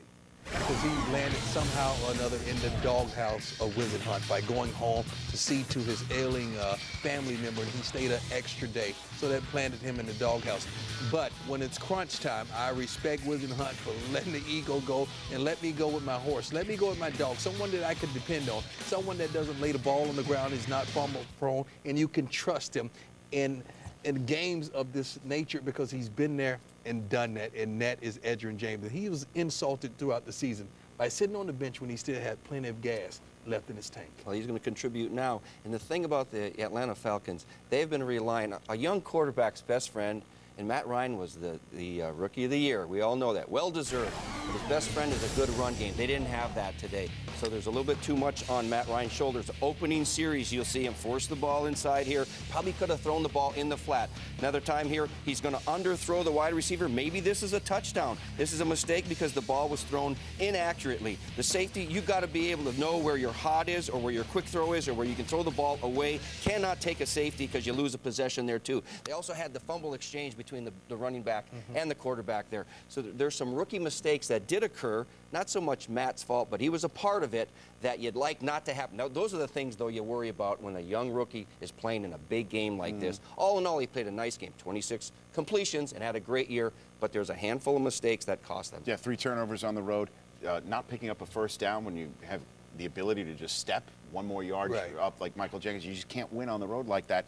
Rookie quarterback's now 2-7 as a starter in the history of the playoffs since 1970. And Edgerrin James and the Cardinals, one last fact for you, They're 5-1 this season, including the playoffs when James has 10 or more rushes. So you know what that means. Give it to him. Interesting, Adrian James and the Cardinals move on.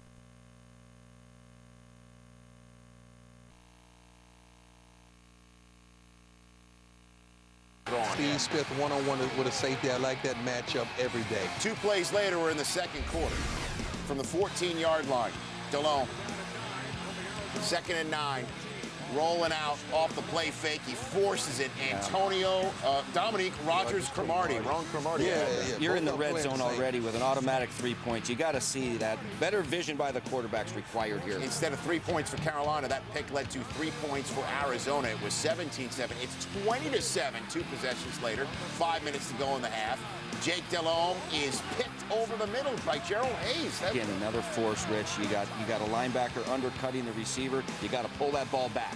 So 1 play after that interception from the Panthers' 44-yard line, the Cardinals were running the football down Carolina's throat all night. And that's something we expected for Carolina to do against the Cardinals, but the Cardinals reversed it. Early lead. They wanted to take some time off the clock and run the ball. That was a 14-yard game by Tim Hightower. 2 plays later, Larry Fitzgerald open, and what a dive for the pylon. Touchdown, Arizona. Great awareness, going to the pylon for the touchdown. How does this guy get so wide open? Kurt Warner's got all day to throw. And you'd think that Anquan Bolden is out. You might as well double him to eliminate the offense. Instead, Fitzgerald gets 151 yards in the first half. Will you cover him? It is 27-7 Arizona, people. Third quarter, Warner's first mistake of the game. Gets a little greedy. All he has to do is reset and throw the wide to his back on the outside. John Beeson with the easy interception. 2 plays later, what could Jake Delhomme do with the momentum? He gives it back. You got Adrian Wilson blitzing off the edge. Made him pull it back and double clutch this thing. Cromartie made a great play. And Antrell Roll gets the interception off the tip drill. Rodgers-Cromartie initially blew the play up, and then Steve Smith inadvertently tipped the ball right to Roll, and that led to another field goal for the Cardinals. It's 30-7. It is getting late fast for the Carolina Panthers. 2nd and 5 from their own 25. Delhomme to Steve Smith, and yes, that is his first catch of the game. There's no quit in Steve Smith. With 43 seconds left in the third quarter, first reception of the game for Smith. 2 plays later, Delhomme to Dante Rosario to the Arizona 14. Perhaps this is the beginning of the comeback for the Panthers. On 3rd and 13, Delhomme goes to the end zone, and he throws another interception. So he wanted the whole secondary to get a feel of the football. Ralph Brown with the 4th interception of the night, thrown by Jake Delhomme. And he, unfortunately, for the Panthers and the birthday boy Delhomme, was not done. Thrown it away. Roderick Hood. Happy birthday to you. And Ken Wisenhunt's Cardinals score the most points in the postseason in Cardinals history, 33. A victory lap in Carolina for the Arizona Cardinals head coach, Ken Wisenhunt, meaning the Cardinals are in a conference championship game for the first time in franchise history, and if the Eagles can win in Giant Stadium, which is not a very far-fetched tale, by the way, then the Arizona Cardinals would host the NFC Championship game. Those are words I never thought I would say on NFL Network, but there it is. Carolina goes down hard at home after a bye week, and the Cardinals and the Wisenhunt move on. You know, we're very excited to come in here and play well on the East Coast and get a win. I guess when we joked about it earlier in the week being due, maybe we actually were. So, you know, that was a very good football team that we played tonight, and we made a number of plays. You know, like I said, whether you lose the Super Bowl, lose the championship game, lose the first round of the playoffs, you know, there's only one happy team at the end of this thing. It doesn't matter where you lose. You know, it's just, it's all a disappointment, except for one team. I don't know. I'm at a loss for words. Usually I'm not. I just, for one reason or another, I didn't give us a chance tonight. It's disappointing. It's extremely disappointing. And, you know, it's I just don't know what else to say. The first drive, you went down there and scored. So Delhomme at a loss for words, but on the other side of the ball, the fact that Anquan Bolden's out, right, and Larry Fitzgerald can go off to the tune of this that you see here, far outstripping Steve Smith's production on the night is shocking. Especially that happened in the first half. Most of 151 of those $166 happened in the first half. And after the game, the man who threw it to Fitzgerald all night was stopped by our player correspondent from the Falcons, Keith Brookins. Hey, Kurt, nobody gave you guys a chance today, man. How'd you rally your troops tonight? You know, for some reason, this team's feeding off that. You know, I don't know. You get to this level, and you're playing for huge stakes, but our team seems to feed off the fact that nobody's giving us a chance, and they came out and played a tremendous game today. With Anquan Bolding out tonight, it seemed like you and Larry Fitzgerald were playing pitch and catch, especially in that first half. Did you guys do anything different to get him so open? Not really, but we just know that, you know, when Anquan's down, that Larry's our big playmaker. And we try to get him the ball in some situations where he can get, you know, some big plays for us, get us kick-started as an offense. And he continues to step out big, and he did again today. 6 turnovers by your defense, +5 ratio. What do you think about their performance? They're phenomenal. You know, we just never let them get back into the game because our guys just seemed like right when we needed it or right when they started to get some momentum, we came up with a big play. You got to give them a lot of credit. I appreciate you, Kurt. Thank you, man. Continued success. I appreciate it. Gotta love it. Linebackers don't need no stinking umbrellas. No. He's out there working in the rain, Keith Brooking. Way to go. I thought he was sweating. Way to go. So, wow. Yeah, you got that right. That's the only word that you can Wow, use in to reference describe to this. the All of it. quarterback play All or of the it. upset? All of it. All of it. Who'd have thought that DeLone would throw that many picks? Who'd have thought the Cardinals would run it 43 times, 445 yards, almost control 40 minutes of clock? Those are numbers the Carolina Panthers would put up, you would expect. Well, DeLone is wanted in Carolina by the local authorities for murder of 52 other players on his team.